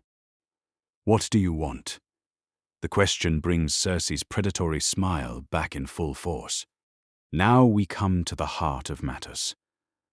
What I want, Lord Stark, is your cooperation, your complete and absolute cooperation." "In what?" "First, you will accept my husband's offer to serve as Hand of the King. You will come south to King's Landing and serve the crown with all the loyalty and efficiency for which you are famous." Cersei begins pacing among the trees, like a cat stalking prey. "Second, you will ensure that the betrothal between your daughter Sansa and my son Joffrey proceeds without complication. The marriage will unite our houses in bonds that benefit us both. And in return, I keep your nephew's secret. Jon Snow remains a bastard in the eyes of the world, safely sworn to the Night's Watch and far from any throne he might claim. Robert never learned that his great love bore another man's child, and the realm avoids the chaos that would follow such a revelation." End. Ned studies her face, searching for signs of deception or hidden agenda. "You would use this knowledge to control me for the rest of my life. I have no desire to see the realm torn apart by another succession war, Lord Stark. My children's futures depend on stability, not chaos." Cersei's tone grows more serious. "But make no mistake, if you refuse my terms, if you attempt to warn the boy or flee north with your secrets, I will tell Robert everything. I will show him this hair, explain where I found it, and watch as his rage consumes everything you hold dear." The threat hangs in the air like poison. Ned thinks of Robert's fury when he learned of Rhaegar's supposed crimes, the king's thirst for Targaryen blood that cost the lives of innocent children. Jon would not survive Robert's discovery of his true parentage, and neither would anyone who helped conceal it. "You would destroy an innocent boy to gain political advantage. I would protect my own children by any means necessary," Cersei replies without hesitation, "just as you have protected yours. The difference is that I am honest about the price of such protection." Ned feels the trap closing around him like iron bands, each moment of consideration making his position weaker. Cersei holds all the advantages in this negotiation: proof of his deception, knowledge of his vulnerabilities, and the ruthless will to use both against him. Yet, surrender feels like betraying everything he has stood for his entire life. There must be other terms, he says slowly. Other arrangements that serve your purposes without compromising my honor entirely. Such as, Jon Snow never learns the truth. He lives and dies believing himself a bastard, never knowing the danger his bloodline represents. Ned's voice grows stronger as he finds solid ground to negotiate from. In exchange, I ensure that his vows to the Night's Watch remain unbreakable. He poses no threat to your children's inheritance because he has already renounced all claims to lands and titles. Cersei considers this for several moments, her sharp mind working through implications and possibilities. And if others discover the truth, if Stannis or someone else pieces together what I have learned, then we deal with that threat together, as allies rather than enemies. My knowledge of Jon's character and your influence at court could ensure his protection even if his parentage becomes known. Ned pauses, studying her reaction. The boy has no ambition for crowns, Your Grace. He chose the wall freely, seeking to serve rather than rule. That choice makes him less dangerous than a Targaryen heir who burns for power. Perhaps. But blood will tell, as they say. What guarantee do I have that he will not change his mind if he learns his true heritage? Because I know him, and you do not. Jon Snow values honor above all else. If he swore vows to the Night's Watch, he will keep those vows, even if they cost him everything. Ned's voice carries absolute conviction. Besides, revealing his parentage would make him a target for every enemy the Targaryens ever made. He is safer as a bastard than as a hidden prince. Cersei nods slowly, recognizing the logic in his argument. Very well, but I want more than just your word on his character. I want regular reports on his activities, his associations, his behavior. If Jon Snow shows any sign of ambition or disloyalty to his vows, our agreement ends immediately.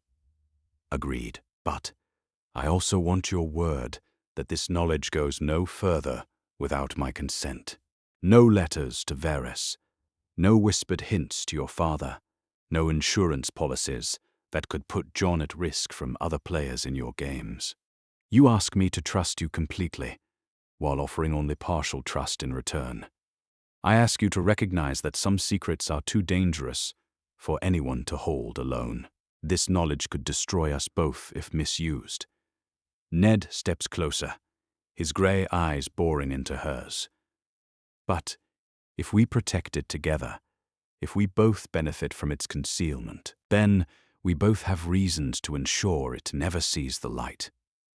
The negotiation continues for another hour, conducted in careful whispers among the watching trees. Terms are discussed, contingencies planned, potential threats analyzed and countered. By the time they emerge from the Godswood, they have forged an alliance built on mutual blackmail and shared vulnerability.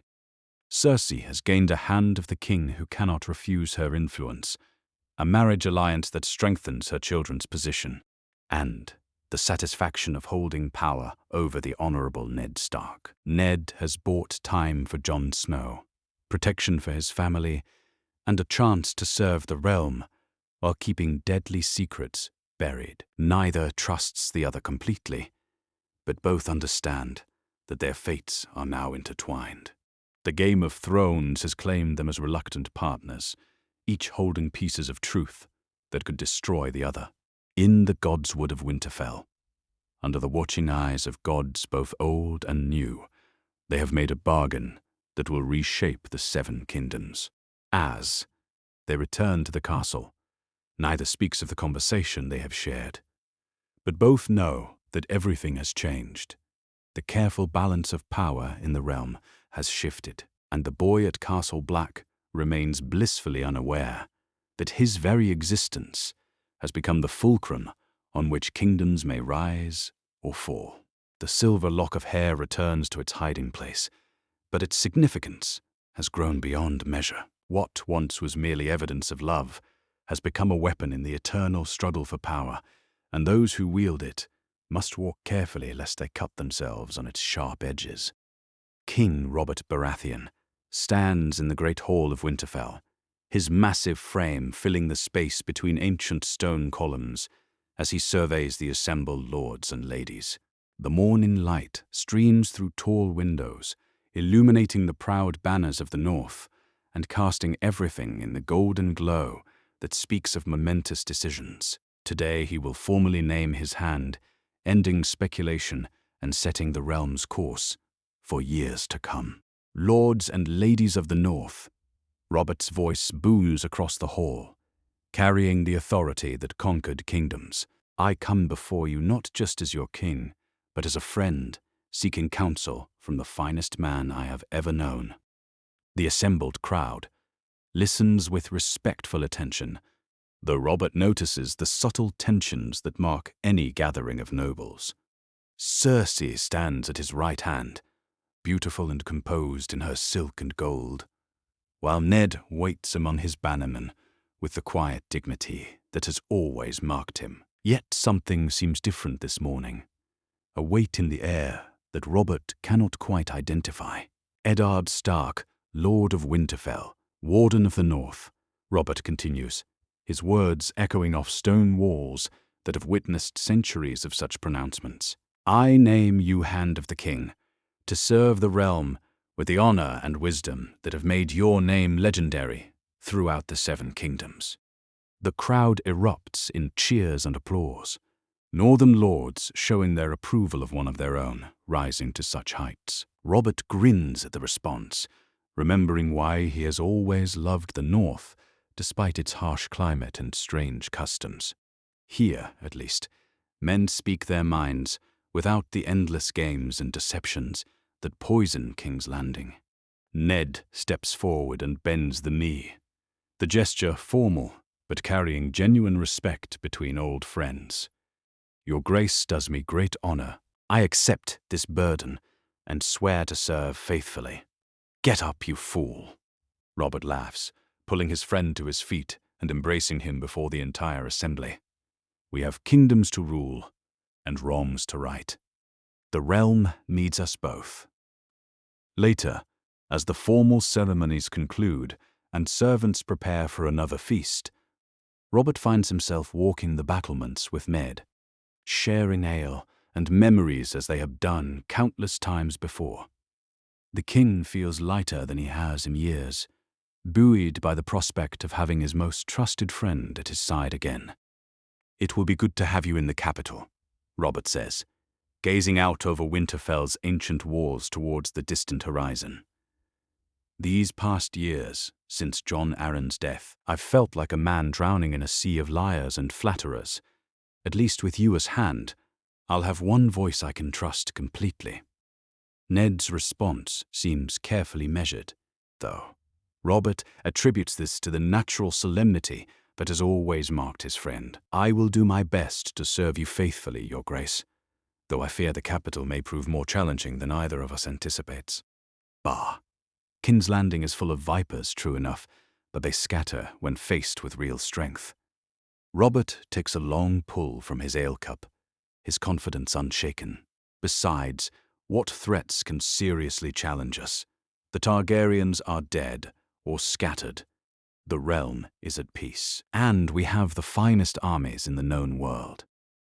The mention of Targaryens brings a slight stiffening to Ned's posture, but Robert misses entirely. Still, one must always be watchful. Old enemies have long memories, and new threats can arise from unexpected quarters. True enough, though I sometimes wonder if I worry too much about shadows and rumors. Robert's voice grows more thoughtful. Take this business with the Targaryen girl in Essos. Daenerys, they call her. Married to some Dothraki savage, from what my spies report. Should I fear a slip of a girl and a horde of screaming horsemen? The Targaryens have always been dangerous when underestimated. Ned replies carefully. Their blood carries power that common men do not understand. Power. Robert spits over the battlements. Rhaegar thought he had power too, until my hammer caved in his chest. Dragon blood bleeds red, like any other, and dragon fire dies when you snuff out the source. The king's voice carries old hatred, a rage that 17 years have done nothing to diminish. Ned listens with the expression of a man hearing familiar words that carry new and terrible meaning. Robert remains blissfully unaware of the irony in his pronouncements about Targaryen threats. Still, Robert continues, "Perhaps I should take stronger action against the girl. Cannot have dragons spawn breeding and growing strong, even in the distant corners of the world. Perhaps such matters can wait until we reach King's Landing," Ned suggests. "There may be more pressing concerns closer to home."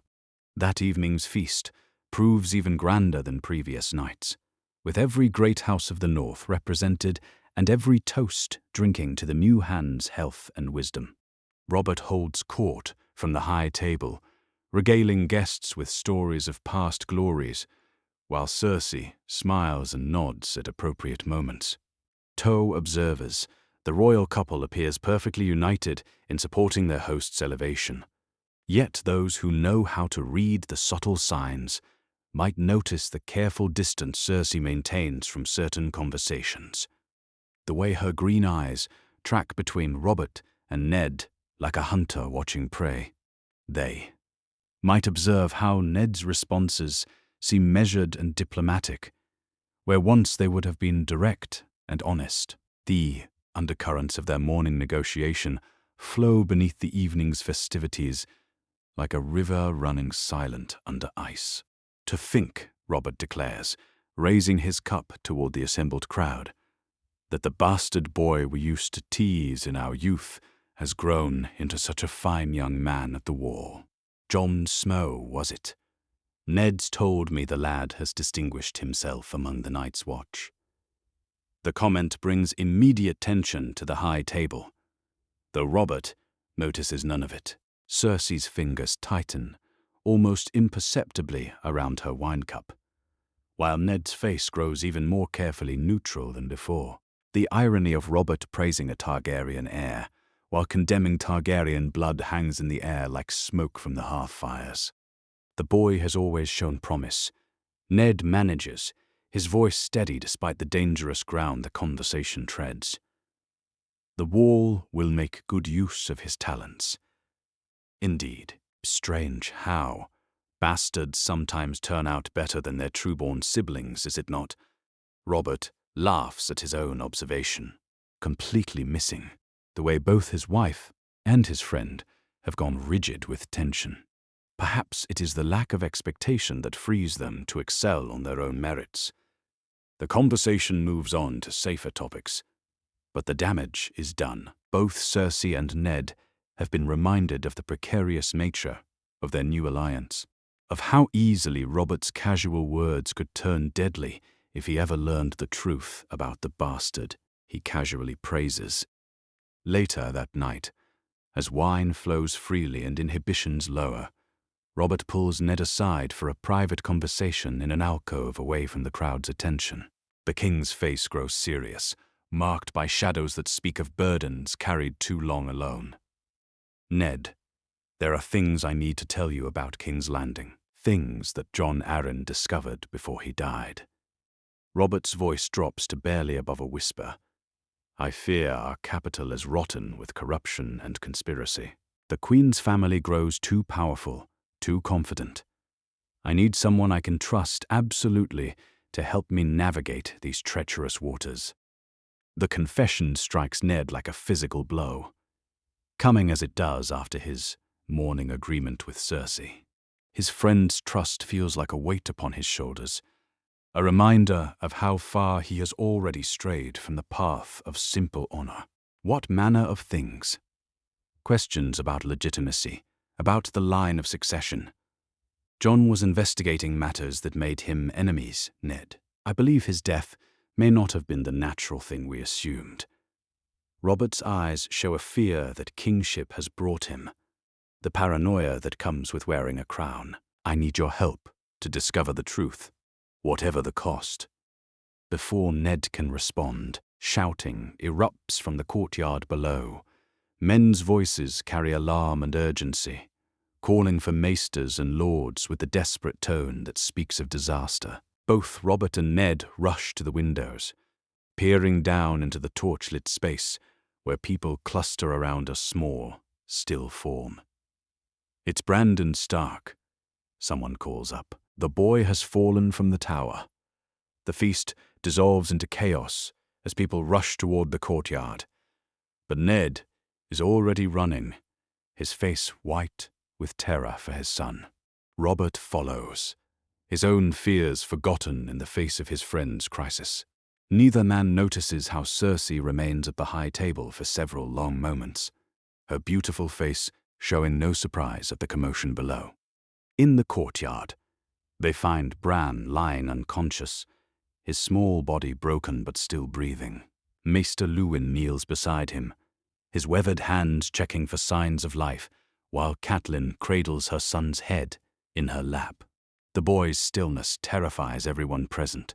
This vital child, who climbed like a squirrel, now lying motionless on cold stone. He was climbing the abandoned tower. A guardsman reports to Ned, his voice shaking with the knowledge that he brings a father the worst possible news. No one saw him fall. My lord, we found him like this.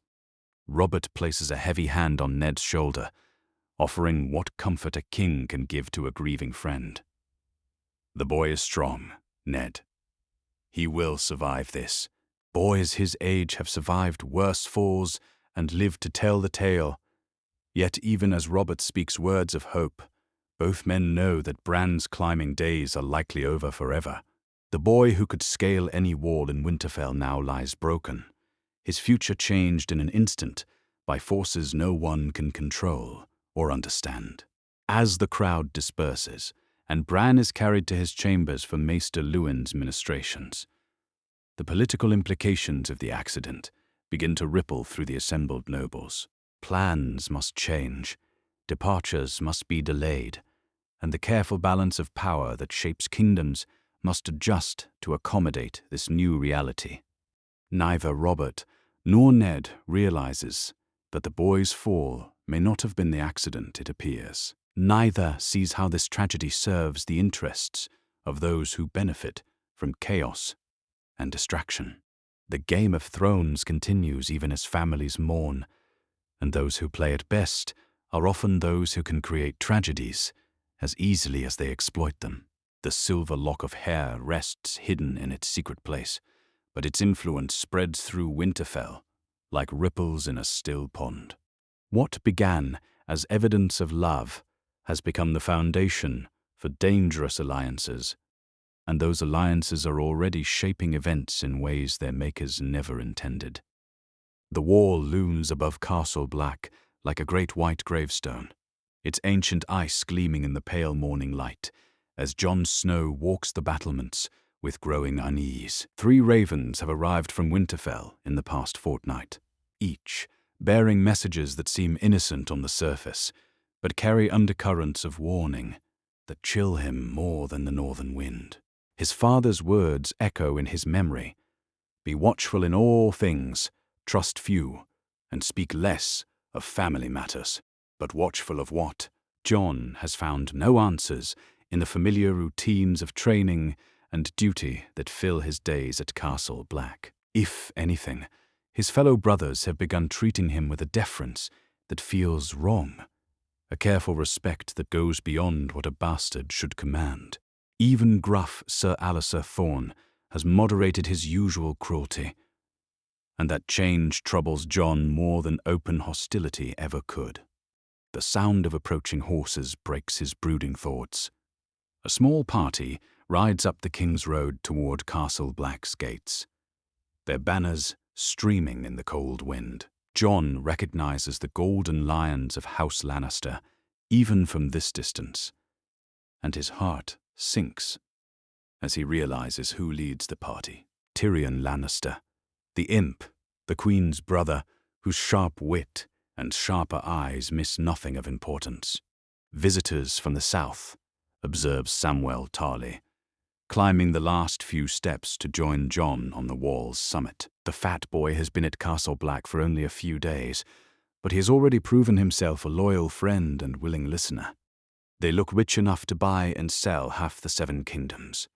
Rich and dangerous, Jon mutters, watching as the party approaches the gates below. That's Tyrion Lannister down there, the Queen's brother. Sam's eyes widen with interest rather than fear. I've read about him. They say he's the cleverest man in King's Landing, for all his size. What would bring someone like that to the wall? Tyrion's arrival feels too convenient, coming as it does when mysterious questions swirl around Jon's background, and southern spies show unusual interest in northern bastards. The dwarf has a reputation for uncovering secrets that others prefer to keep buried, and Jon fears he may have become the target of such investigation. Later that afternoon, Jon finds himself summoned to Lord Commander Mormont's chambers, where Tyrion sits comfortably beside the fire, with a cup of mulled wine in his hands. The dwarf's mismatched eyes study Jon with obvious interest, taking in every detail of his appearance and bearing. "Jon Snow," Tyrion says with a smile that seems genuine but calculating, "the famous bastard of Winterfell. I've heard quite a bit about you, young man." "Nothing good, I hope," Jon replies carefully, settling into the chair Mormont indicates. "On the contrary, your reputation for honor and capability precedes you. Your father speaks of you with genuine pride, despite circumstances." Tyrion's pause before the last word carries weight that makes Jon's pulse quicken. "Tell me, how do you find life at the wall? Does it suit your temperament?" The question seems innocent enough, but Jon senses deeper currents beneath its surface. "The Night's Watch provides purpose for those who seek it. I serve as best I can. Admirable? And your fellow brothers? Do they treat you well?" Jon considers how to answer without revealing his growing unease. "They treat me according to my merit, not my birth." How refreshing. In King's Landing, birth is often the only thing that matters. Tyrion takes a sip of wine, his eyes never leaving Jon's face. "Though I sometimes wonder if the circumstances of our birth shape us more than we care to admit." The comment strikes too close to Jon's recent fears for comfort. Has Tyrion heard something? Does he know about the questions being asked, the investigations being conducted? Jon forces his expression to remain neutral, while his mind races through possibilities. "Perhaps," he says finally. "But the wall cares little for such things. Here, a man's worth is measured by his vows and his courage. Indeed. Though I confess curiosity about your decision to take the Black so young. Most bastards seek to make their fortunes in the world before retreating to the wall's safety." Tyrion's tone remains conversational, but his questions probe deeper with each exchange. Was it duty that called you north, or something else? Jon feels the trap closing around him like a noose. Every answer he gives reveals more than he intends, yet silence would be equally damaging. "I chose to serve the realm in the way that seemed best suited to my station. Wise beyond your years. Tell me, do you ever regret that choice? Do you ever wonder what paths might have been open to you if circumstances were different?" The question hangs in the air like smoke from the hearthfire. Jon realizes that Tyrion knows something, suspects something, or has been sent to learn something about Jon's background. The dwarf's casual manner conceals a focused intelligence that strips away pretense and artifice. "Every man wonders about the paths he didn't take," Jon says carefully. "But dwelling on such thoughts serves little purpose. True enough, yet sometimes understanding our past helps us navigate our future more wisely." Tyrion leans forward slightly, his voice dropping to a more intimate tone. Jon, has anyone ever told you that you have a most unusual look for a Stark bastard?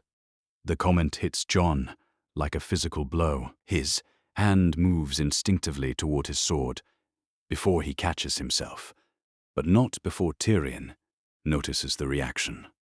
The dwarf's eyes sharpen with interest, and Jon realizes he has revealed far too much. I look like my father, Jon manages, his voice steady despite the storm in his chest. Indeed you do. The Stark features are quite pronounced. Yet there's something else there. Something that speaks of distant bloodlines, perhaps. The kind of heritage that shapes kingdoms rather than serves them. Jon's world tilts on its axis as the implications of Tyrion's words crash over him. The dwarf is not fishing for information. He already knows something specific. The questions about birth and circumstances, the comments about unusual looks and distant bloodlines, all of it points toward a truth that Jon has never dared to consider. I don't know what you're suggesting, Jon says, though his voice lacks conviction. I'm not suggesting anything, merely observing. You have the look of someone carrying a burden heavier than bastard birth should warrant. Tyrion finishes his wine and sets the cup aside. But perhaps I'm reading too much into a young man's natural melancholy. The wall has a way of making men contemplative about their lot in life. The conversation ends soon after, but its effects linger long into the evening. Jon finds himself unable to concentrate on his duties, his mind spinning through implications and possibilities that terrify him. If Tyrion Lannister suspects something about his parentage, how long before those suspicions reach the Queen's ears? How long before they reach King Robert? That night, Jon seeks solitude in Castle Black's library, where ancient texts speak of forgotten histories and bloodlines long thought extinct. He pulls down volumes of genealogy and chronicle, searching for clues to the mystery that seems to be unraveling around him. The Targaryen histories prove most illuminating, their pages filled with silver-haired princes and political marriages that shaped the realm for centuries. Fascinating reading? Jon looks up to find Sam Tarly standing in the doorway, his soft face marked with concern. The fat boy has proven remarkably perceptive despite his gentle nature, and Jon realizes that his distress has not gone unnoticed. Just history, Jon says, though he makes no move to close the book before him. Targaryen history. From the look of it, strange choice for a man sworn to the Night's Watch. Sam settles into a chair across from Jon, his manner non-threatening, but clearly interested. Is there something specific you're looking for? Jon considers how much to reveal to this new friend. Sam has shown himself trustworthy, and Jon desperately needs someone to confide in about the fears that gnaw at him like hungry wolves. Have you ever wondered if everything you believed about yourself might be false? Jon asks finally. Every day, Sam admits with surprising honesty. My father spent years telling me I was worthless, a coward, unfit to bear the Tarly name. Coming here has forced me to question whether his assessment was accurate or merely convenient for his purposes. And what conclusion have you reached? That truth is often more complicated than the stories we tell ourselves. What we believe about our origins shapes us, but it need not define us absolutely. Sam pauses, studying Jon's troubled face. Why do you ask? Jon stares at the open page before him, where silver-haired princes smile from illuminated manuscripts like ghosts from a distant past. What would you say if I told you that someone had suggested I might not be who I think I am? I would say that such suggestions can be either liberation or trap, depending on how one responds to them. Sam's voice grows more serious. But I would also warn you that dangerous knowledge often comes with dangerous consequences. Some truths are kept hidden for good reason. Even if keeping them hidden means living a lie, sometimes the lie protects more than just ourselves. Sometimes it protects everyone we care about. Sam reaches across the table to touch Jon's shoulder. Whatever you're grappling with, Jon, remember that you have friends here who value you for who you are now, not who you might have been in different circumstances.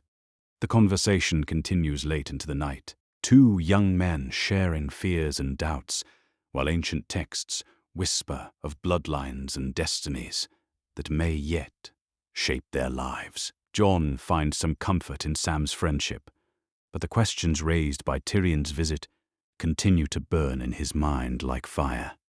In the days that follow Tyrion's departure, Jon notices changes in how others treat him. Lord Commander Mormont's eyes follow him with new intensity during training sessions. Maester Aemon speaks to him with a gentleness that feels almost protective. Even the stewards and builders nod respectfully when he passes, as if his status among them has somehow elevated. Most disturbing is the deference he receives from men who should outrank him in experience and years of service. Hardened rangers seek his opinion on matters that should be beyond a recruit's purview. Veterans listen when he speaks in ways that suggest they see something in him beyond bastard birth and northern breeding.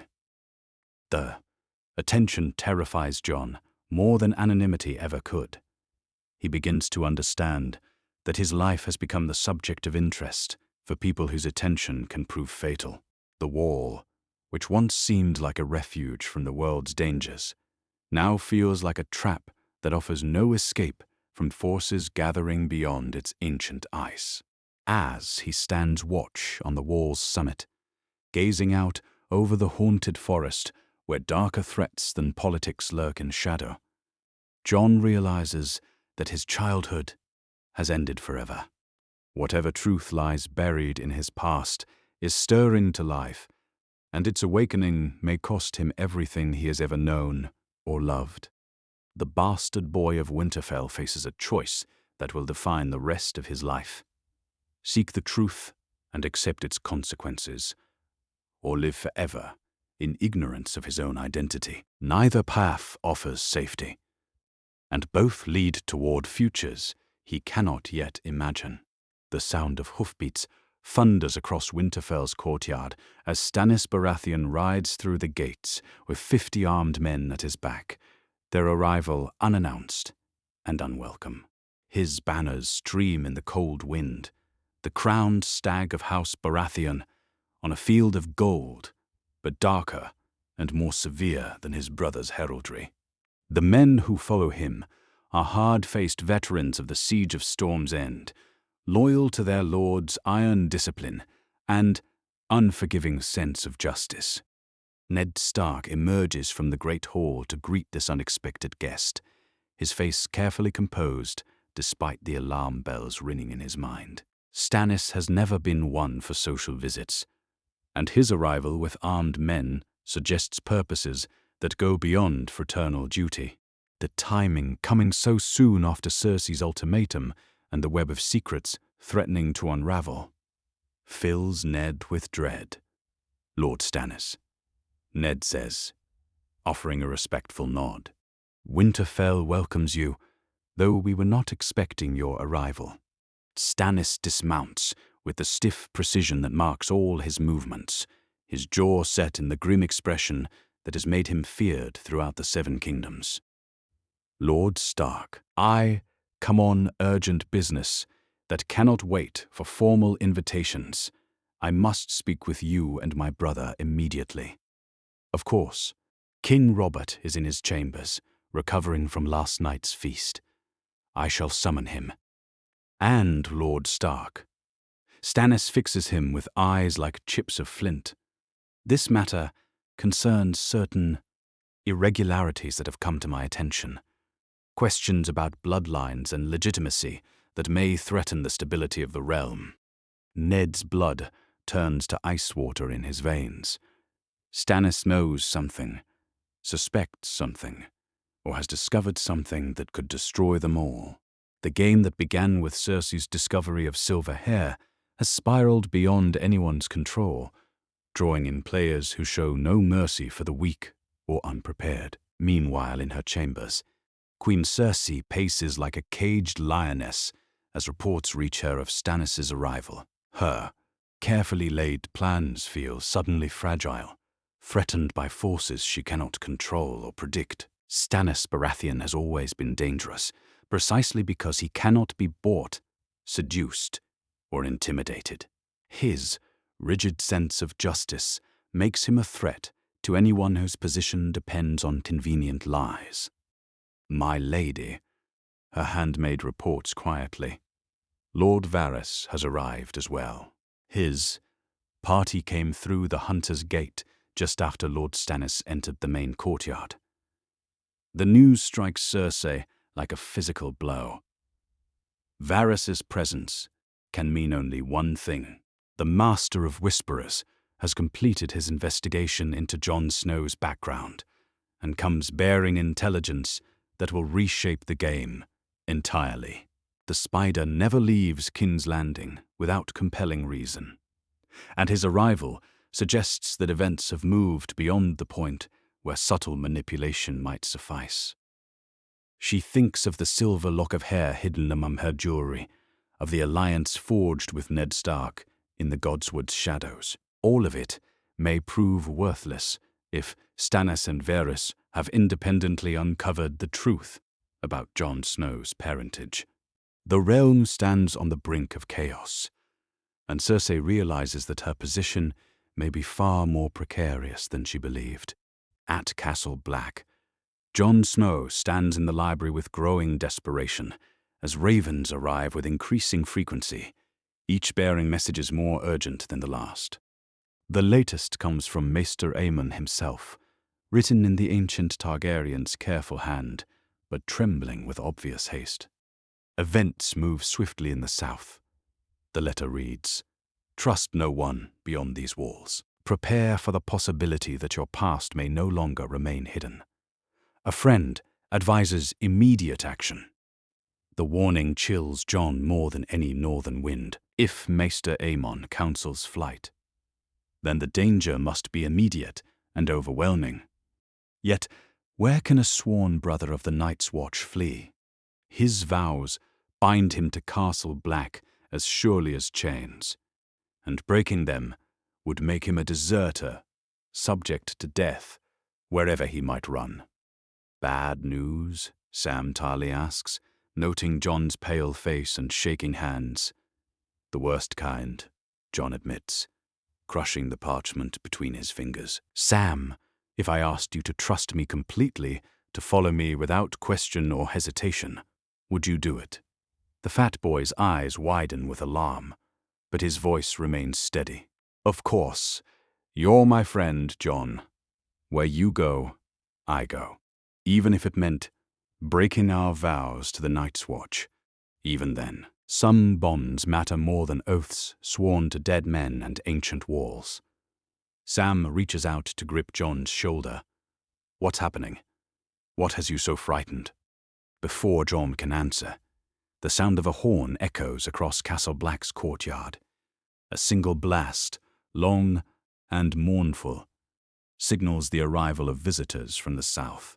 Through the window, Jon can see riders approaching under banners he recognizes with growing dread. The golden lions of House Lannister stream in the wind. But these are not Tyrion's small escort. This is a war party, armed and armored for conflict, rather than diplomacy. Meanwhile, in Winterfell's Great Hall, the convergence of dangerous players creates an atmosphere thick with tension and barely restrained violence. Robert sits in the Lord's chair with obvious confusion, his wine-sodden mind struggling to comprehend why his brother and the Master of Whisperers have arrived, unannounced with urgent business. Ned stands at his right hand, every muscle tense with the knowledge that disaster approaches like an avalanche. Varys glides forward with his usual soft smile, but his eyes hold depths of knowledge that promise revelation. "Your Grace, my lords, I bring word from the capital. that requires immediate attention. Matters of succession, of bloodlines, of threats to the Iron Throne that may be closer than anyone suspected. Speak plainly, Varys. Stannis commands, his voice sharp as steel. I have traveled far on the basis of your intelligence. If you have evidence of treason or deception, present it now. The spider's smile grows wider and more dangerous. Indeed, I have evidence, my lord, evidence that will shock the realm and reshape our understanding of recent history. He reaches into his robes and withdraws a scroll sealed with black wax. The birth records of a certain bastard, carefully researched and thoroughly documented. They make for fascinating reading. Cersei enters the hall at that moment, her beauty armored with royal dignity, but her eyes showing the desperation of a woman whose careful plans crumble around her. She takes her position at Robert's left hand, noting how Ned's face has gone ash-white and how Stannis watches every movement with predatory intensity. My lords speak in riddles, she says with forced lightness. Perhaps someone might explain what crisis brings such urgency to our northern visit. Stannis turns to face her directly, his expression promising no mercy for lies or deception. The crisis, your grace, concerns a bastard boy who may not be a bastard at all. A young man whose true parentage could invalidate every claim to legitimacy in the Seven Kingdoms. The words fall like hammer blows on anvils. Robert's confusion deepens even as understanding begins to dawn in his eyes. The king may be wine-sodden and distracted, but he is not entirely stupid. The focus on bastards and bloodlines, the urgent assembly of his most trusted advisors, all of it points toward revelations that will test every bond of loyalty and friendship. What bastard? Robert asks, though something in his voice suggests he fears the answer. Jon Snow.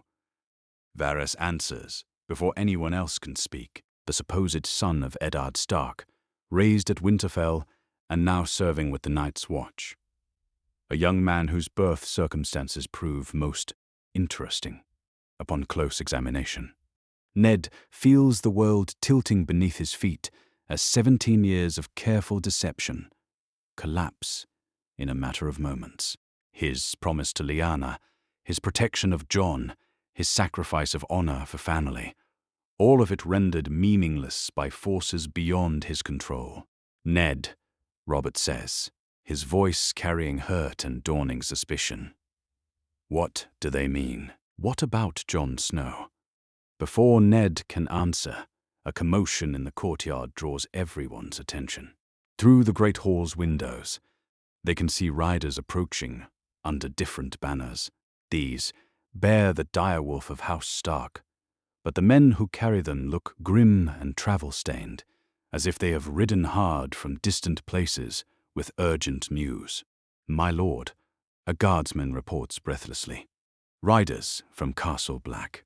They bear word from the wall that requires immediate attention. The convergence feels orchestrated by fate itself, as if all the scattered threads of conspiracy and secret knowledge have been drawn together by invisible hands. In the space of a single hour, Winterfell has become the focal point for revelations that could reshape the Seven Kingdoms. Stannis studies the assembled faces with satisfaction, recognizing the signs of a trap finally sprung. It seems, brother, that your bastard nephew has become the center of considerable attention. The question now is what we do with the knowledge of his true heritage. Robert's face grows dark as understanding finally penetrates his wine-fogged consciousness. True heritage? Ned, what is the meaning of this? What? Aren't you telling me about Jon Snow?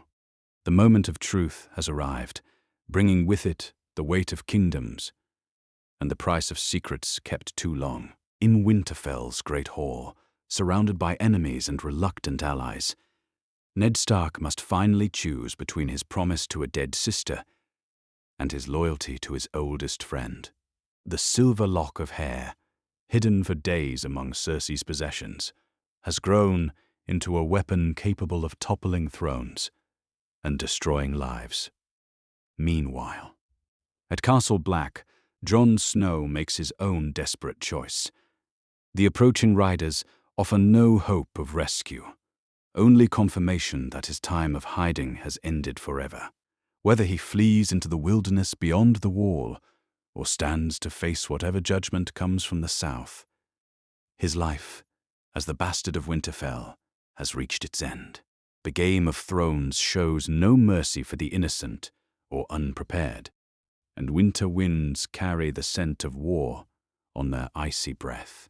The great hall of Winterfell falls silent as the sound of approaching hoofbeats echoes through the courtyard. But these are not the measured steps of messengers or the hurried pace of fleeing men. These horses carry riders who come with purpose, their approach deliberate and unhurried, despite the chaos that awaits them. Through the tall windows, those assembled can see banners streaming in the cold wind, the direwolf of House Stark, but also others that make several lords exchange worried glances. Jon Snow rides at the head of a small column of men, his black cloak streaming behind him like the wings of a raven. Beside him rides Samwell Tarly, pale but determined, while behind them come a dozen men of the Night's Watch, led by Ser Alliser Thorne himself. Most surprising, of all are the northern lords who have somehow joined this unlikely procession. Young Lord Glover of Deepwood Moat, several minor houses from the mountain clans, and even representatives of House Umber from Last Hearth. By the gods, Robert breathes, staring through the window as the party approaches Winterfell's gates. What brings the boy here now, and why does he ride with lords instead of brothers? Ned feels his heart hammering against his ribs as he watches his nephew, his sister's son, approach the moment that will define both their fates. Jon's face shows a resolve that was not there when he left for Castle Black, a hardness born of terrible knowledge and impossible choices. The boy who departed Winterfell as a bastard returns as something else entirely. Perhaps, Stannis says with grim satisfaction, he comes to claim what is rightfully his. The words send a chill through the assembled company.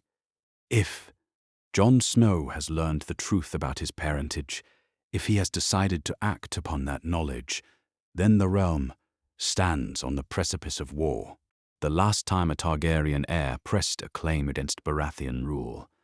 The resulting conflict consumed the Seven Kingdoms in blood and fire. Within minutes, Jon Snow enters the great hall with measured steps, his grey eyes taking in every face, before settling on the king who once called him nephew. The young man who left Winterfell as a bastard, seeking purpose at the war, has returned, transformed, carrying himself with dignity that commands respect from even his enemies.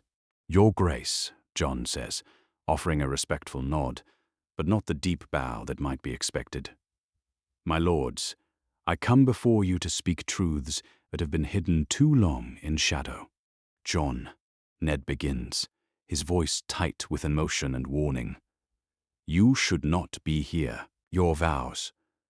"My vows were sworn by a bastard who believed he knew his place in the world," Jon interrupts, his voice carrying across the hall with surprising authority. "I have since learned that bastard was deceived about the most fundamental truth of his existence." Robert's face grows dark with confusion and dawning suspicion. "What are you talking about, boy? Speak plainly." Jon draws himself to his full height, meeting the king's gaze without flinching. "I speak of the lie that has shaped my entire life, Your Grace. The lie that I am Eddard Stark's bastard son." He pauses, letting the words sink in, before continuing. "I am not Lord Stark's son. I am the son of Prince Rhaegar Targaryen and Lady Lyanna Stark, born of their secret union and hidden from the world for 17 years. The declaration hits the assembled lords like a physical blow. Several men reach instinctively for their swords, while others step back in alarm. The name Targaryen carries power and terror in equal measure, and to hear it claimed by someone they have known as a bastard sends shockwaves through the hall. Robert's face goes through a series of transformations: confusion, disbelief, rage, and something that might be recognition. "That's impossible," he growls, but his voice lacks conviction. Rhaegar kidnapped Lyanna. He raped her, killed her. There was no marriage, no willing union. There was both, Jon replies steadily. They were wed in secret before the gods, and I am the fruit of their love. The war that you fought to save her was fought to avenge a crime that never happened. The king staggers as if struck, his massive frame swaying under the weight of revelation. Everything he has believed about his great love, about the war that made him king, about the justice of his cause, all of it crumbles beneath Jon's words. "No," Robert whispers, then roars with sudden fury. "No, I held her dying body in my arms. She was murdered by Targaryen dogs. You're lying, boy. This is some northern trick, some—" "It is the truth," Ned interrupts, his voice heavy with 17 years of carried guilt. "Jon speaks truly, Your Grace. Lyanna died in childbed, not from violence. She made me promise to protect her son from the world's hatred, and I have kept that promise until this day." The admission strikes Robert like a lance through the heart. His oldest friend, the man he trusts above all others, has deceived him for nearly 2 decades. The nephew he has praised and valued carries the blood of his most hated enemy, the Dragon Prince whose memory still haunts his dreams. "You," Robert snarls, advancing on Ned with murder in his eyes. "You let me call him nephew.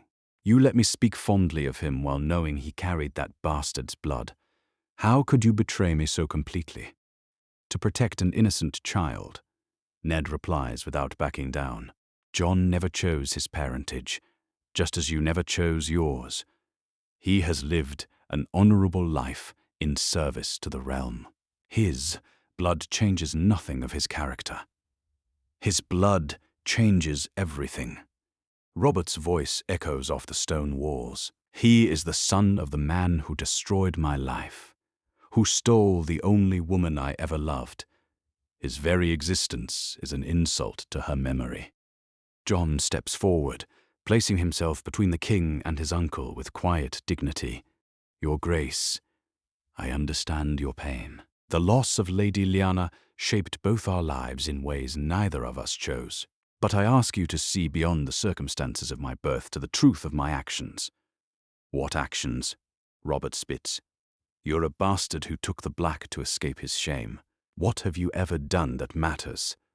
I have served the realm faithfully, sworn vows to protect it from the darkness beyond the wall. I have asked for no reward, no recognition, no advancement. I chose duty over ambition, precisely because I believed myself unworthy of anything greater." Jon's voice grows stronger as he speaks. "But if the realm has need of me, if my blood can serve a purpose greater than my own desires, then I will answer that call." Stannis has been watching this exchange with calculating eyes, his sharp mind working through possibilities and advantages. "The boy makes a valid claim," he observes with characteristic bluntness. "If he is truly the legitimate son of Rhaegar Targaryen, then his rights precede those of any Baratheon." "He has no rights," Robert roars. "The Targaryens were cast down for their madness and cruelty. Their line was ended by fire and sword, and it will stay ended. And that is not for you alone to decide," Cersei says, speaking for the first time since Jon's arrival. Her voice carries careful calculation, the tone of someone making desperate moves in a losing game. "If Jon Snow, Jon Targaryen, has legitimate claim to the Iron Throne, then the lords of the realm must consider that claim according to law and precedent. Robert whirls on his wife with disbelief. You would support a Targaryen pretender over your own children. I would support legitimacy over usurpation, she replies smoothly. My children's futures depend on the stability of the realm, not the accident of who currently sits the throne. If Jon's claim is valid, then recognizing it may prevent the kind of succession war that destroyed the Targaryens themselves. The political maneuvering sickens Jon almost as much as the revelation of his heritage. These people speak of claims and legitimacy as if his life were a game piece to be moved about their board. Yet, he recognizes the dangerous ground on which they all stand, the potential for violence that hangs over every word. I want no crown, Jon declares, his voice cutting through the political calculations. I came here not to press a claim, but to reveal a truth that was poisoning the realm with deception. If my parentage threatens the peace, then I will return to the wall and never speak of it again. It's too late for that, Varys observes from his position near the wall. The secret is revealed, the knowledge spread beyond recall. Half the lords in the 7 kingdoms will have heard whispers within a fortnight, and whispers have a way of becoming certainties in men's minds. Lord Glover steps forward, his young face set with determination. If the boy is truly Lyanna Stark's son, then the North owes him protection regardless of his father's identity. Lady Lyanna was beloved among our people, and her son deserves our consideration. Several other northern lords murmur agreement, while others look uncertain. The revelation has split loyalties that seemed unshakable moments before, creating new alliances and enmities with dizzying speed. Protection, Stannis repeats with satisfaction. Yes, the boy will need protection. The question is whether that protection comes from acknowledging his rights or from eliminating the threat he represents. The words hang in the air like a drawn blade.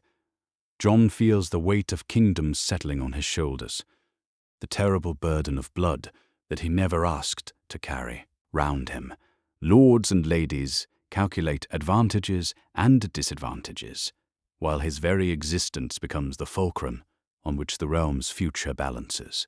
I will not be the cause of war, Jon says finally. If my life threatens the peace of the 7 kingdoms, then I choose exile over bloodshed. Let me disappear beyond the narrow sea, and let the realm forget that Jon Snow ever existed. Noble words, Robert says, though his voice still carries bitter anger. But Stannis speaks truly. Knowledge once revealed cannot be forgotten. Your existence will always be a threat to whoever sits the Iron Throne. The implication is clear, and Jon feels the shadow of death settling over him like a shroud. He has revealed the truth, hoping to end deception, but he may have signed his own death warrant instead. The Game of Thrones shows no mercy for the innocent or unprepared, and Jon realizes too late that some truths are too dangerous for the world to bear. In the great hall of Winterfell, surrounded by lords who would use him and kings who would kill him, Jon Snow faces the ultimate test of character. The dragon blood in his veins calls for him to claim his birthright, to seize the power that is his by law and precedent. But the Stark honor learned at Ned's knee counsels a different path, one that values duty and sacrifice over personal ambition. The choice he makes in the next few moments will determine not just his own fate, but the future of the 7 kingdoms themselves. The tension in Winterfell's great hall reaches its breaking point, as lords reach for sword hilts and bitter words hang in the air like drawn steel. Robert Baratheon stands face to face with the young man who has shattered everything he believed about his past, while around them, the assembled nobles wait for the explosion that will determine the realm's future. Yet it is Jon Snow himself who steps forward with raised hands, his voice cutting through the dangerous silence. Enough, he says with quiet authority that commands attention from kings and commoners alike. I did not come here to be the cause of bloodshed between brothers, between friends who have stood together through war and peace. If my existence threatens that bond, then let us find another way. Robert's face shows the struggle between rage and reason, the conflict of a man whose deepest beliefs have been torn apart, but whose responsibilities as king remain unchanged. What other way could there be, boy? You claim the blood of dragons. Half the realm will follow that claim, and the other half will die before they accept it. Then let us create a third path, Jon replies steadily, one that honors both bloodlines and serves the realm's need for stability above all else. Stannis watches this exchange with calculating eyes, recognizing an opportunity to shape the kingdom according to his rigid sense of justice. The boy speaks wisely. Perhaps there is room for compromise where none seemed possible before. What manner of compromise? Cersei asks, though her tone suggests she already suspects the answer. Jon draws himself to his full height, meeting each gaze in turn as he speaks words that will reshape the seven kingdoms. I propose that we acknowledge the truth of my heritage while recognizing the legitimacy of King Robert's rule. Let the Targaryen line be restored, not through conquest, but through alliance. Wed to the Baratheon dynasty in bonds that serve the realm rather than divide it. Explain yourself plainly, Robert demands, though something in his voice suggests hope, where moments before there was only fury. I offer myself as your heir, your grace, adopted into House Baratheon as your son and successor. My blood remains Targaryen, but my loyalty becomes yours absolutely. In exchange, I ask only that the truth of my parentage be acknowledged and that my mother's memory be honored for what it truly was. Love, rather than violation. The proposal strikes the assembled, lords like lightning, its implications rippling through the hall as men realize what Jon suggests. A marriage of dynasties that could end the threat of civil war while satisfying the demands of legitimacy and justice. You would give up your independent claim to the Iron Throne? Varys asks with obvious fascination. Accept subordination to the very line that displaced your family. I would choose service over dominion, peace over justice if justice means war. Jon's voice carries absolute conviction. The realm has bled enough for the ambitions of kings. Let it prosper under rulers who value stability above personal glory. Robert studies the young man before him with new eyes, seeing past the Targaryen blood to the character shaped by northern honor and harsh necessity. This is not Rhaegar's arrogance or Aerys's madness, but something entirely different. A willingness to sacrifice personal ambition for the greater good. And what surety would I have of your loyalty? Robert asks slowly. What guarantee that you would not change your mind when the crown seems within reach? The same guarantee you have from any man who swears fealty. My word given freely and my actions observed openly. Jon pauses, then adds with quiet dignity. But I offer more than words, your grace. I offer to bind my fate to yours through marriage alliance that makes betrayal impossible. Cersei's eyes sharpen with sudden understanding. You would wed into House Baratheon. If such marriage serves the peace, then yes. Let political necessity become personal bond, and let that bond secure the realm's future. The Queen's mind works swiftly through possibilities and advantages. A marriage between Jon and one of Robert's children could secure her family's position, while eliminating the Targaryen threat. Moreover, Jon's obvious nobility and capability would strengthen rather than weaken the royal bloodline. My daughter Myrcella, she says carefully, is young yet, but in a few years she could make a suitable bride for a Targaryen prince acknowledged as Baratheon heir. The union has precedent, Stannis observes approvingly. The Targaryens often wed brother to sister to preserve bloodlines. Wedding them to their former enemies shows strength rather than weakness. Ned has been listening to this negotiation with growing amazement, watching his nephew navigate the treacherous waters of royal politics with instinctive skill. The boy, raised as a bastard, has become a statesman capable of forging peace from the materials of war. There would need to be conditions, Ned says, stepping forward to support Jon's proposal. Guarantees that protect all parties and serve the realm's stability.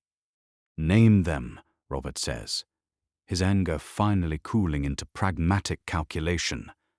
First, that Jon's acknowledgement as heir be conditional upon his continued loyalty and service. Any act of treason or rebellion voids the arrangement absolutely. Ned's voice grows stronger as he outlines terms that could save his nephew's life. Second, that the existing succession laws remain unchanged except for this singular exception. No other Targaryen claimants would benefit from this precedent. Agreed, Robert says without hesitation. What else? That Jon take a new name, reflecting his dual heritage, Jon Baratheon Targaryen perhaps, or simply Jon Baratheon, with his mother's lineage acknowledged but not emphasized. Ned continues his careful diplomacy, and that he serve a period of probation under close supervision, proving his worthiness through deeds rather than blood alone. Jon nods acceptance of these terms, recognizing both their wisdom and their necessity. To be king, he must first prove himself worthy of kingship, just as any man must earn the respect his position demands. 5 years, he suggests. Let me serve as your heir for 5 years, learning statecraft and proving my character. If at the end of that time I have shown myself worthy, then let the marriage be celebrated and the succession confirmed. Robert considers this proposal with the gravity it deserves, weighing the risks against the potential benefits. To acknowledge Jon means accepting that his great war was fought on false premises, that Lyanna Stark chose love over duty, and died for that choice. Yet, it also offers a path toward healing the realm's divisions, while strengthening the Iron Throne for future generations. Very well, Robert says finally, his voice echoing through the stone hall. Let it be as you propose. Jon Snow, Jon Targaryen, I acknowledge you as my adopted heir, subject to the conditions outlined. Serve me faithfully for 5 years, and you shall have crown and bride both. The formal acknowledgement transforms everything in an instant. The bastard of Winterfell has become a prince of the realm, while the threat of civil war dissolves into opportunity for unprecedented unity. Round the hall, lords bend their knees to their new prince, recognizing both his blood and his character. Yet it is Cersei who speaks the words that seal the bargain. Your Grace has shown wisdom worthy of a great king. This marriage of bloodlines will strengthen the realm beyond anything we might have achieved through conquest or dominion. Her public support legitimizes Robert's decision, while protecting her children's interests. With Jon bound by marriage and oath to the Baratheon line, the threat he represents becomes an asset rather than danger. There remains one final matter, Jon says, reaching into his cloak to withdraw something wrapped in black silk. The evidence that began this revelation deserves proper recognition. He unwraps the silver lock of hair that started Cersei's investigation, its bright strands catching the light from the hall's windows like spun moonbeams. The room falls silent as all present recognize the significance of this simple token. This belonged to Prince Rhaegar, kept by my mother, as remembrance of their love. It has been hidden too long in shadow and shame, used as weapon rather than honored as memorial. Jon's voice carries deep emotion as he speaks of parents he never knew. With your Grace's permission, I would place it in a shrine to Lady Lyanna, acknowledging her choice and honoring her memory for what it truly was. Robert's face shows the pain of old wounds, but also something that might be healing. Do as you think best, boy. Your mother. Lyanna deserves to be remembered truly, not as the world imagined her to be. Quote, "The ceremony that follows is simple but profound. In Winterfell's Godswood, before the watching heart tree that has witnessed centuries of Stark history, Jon places the silver lock of hair in a small alcove carved into the ancient stone. No longer evidence of scandal or weapon of political warfare. It becomes what it should always have been, a token of love that transcended the hatred of kingdoms. As winter deepens around Winterfell, the new order takes shape with surprising swiftness. Jon begins his education in statecraft under the joint tutelage of Robert, Stannis, and even Varys, whose appreciation for capable rulers transcends personal loyalty. Sansa's betrothal to Joffrey continues as planned, but with new understanding of the political realities that shape royal marriages. Most importantly, the realm remains at peace. The revelation that might have sparked civil war, instead, becomes the foundation for a stability that neither Targaryen dominance nor Baratheon strength could achieve alone. The marriage of ice and fire, of dragon and stag, promises a future where the Iron Throne serves the Seven Kingdoms rather than consuming them. In the years that follow, bards will sing of the bastard prince who chose service over glory, of the queen who chose wisdom over vengeance, and of the king who chose healing over the hatred that had defined his rule. They will tell how a lock of silver hair, meant to be hidden forever in a stone tomb, became the seed from which a new dynasty grew. But those are stories for another time. For now, the silver crown of peace rests on the brow of a young man who never wanted to rule, but proves worthy of the burden nonetheless. The Game of Thrones continues, as it always has and always will, but perhaps with players who remember that kingdoms are built on more than conquest and fear. That's our theory. Westeros is a land filled with exciting stories and possibilities, and we love exploring them.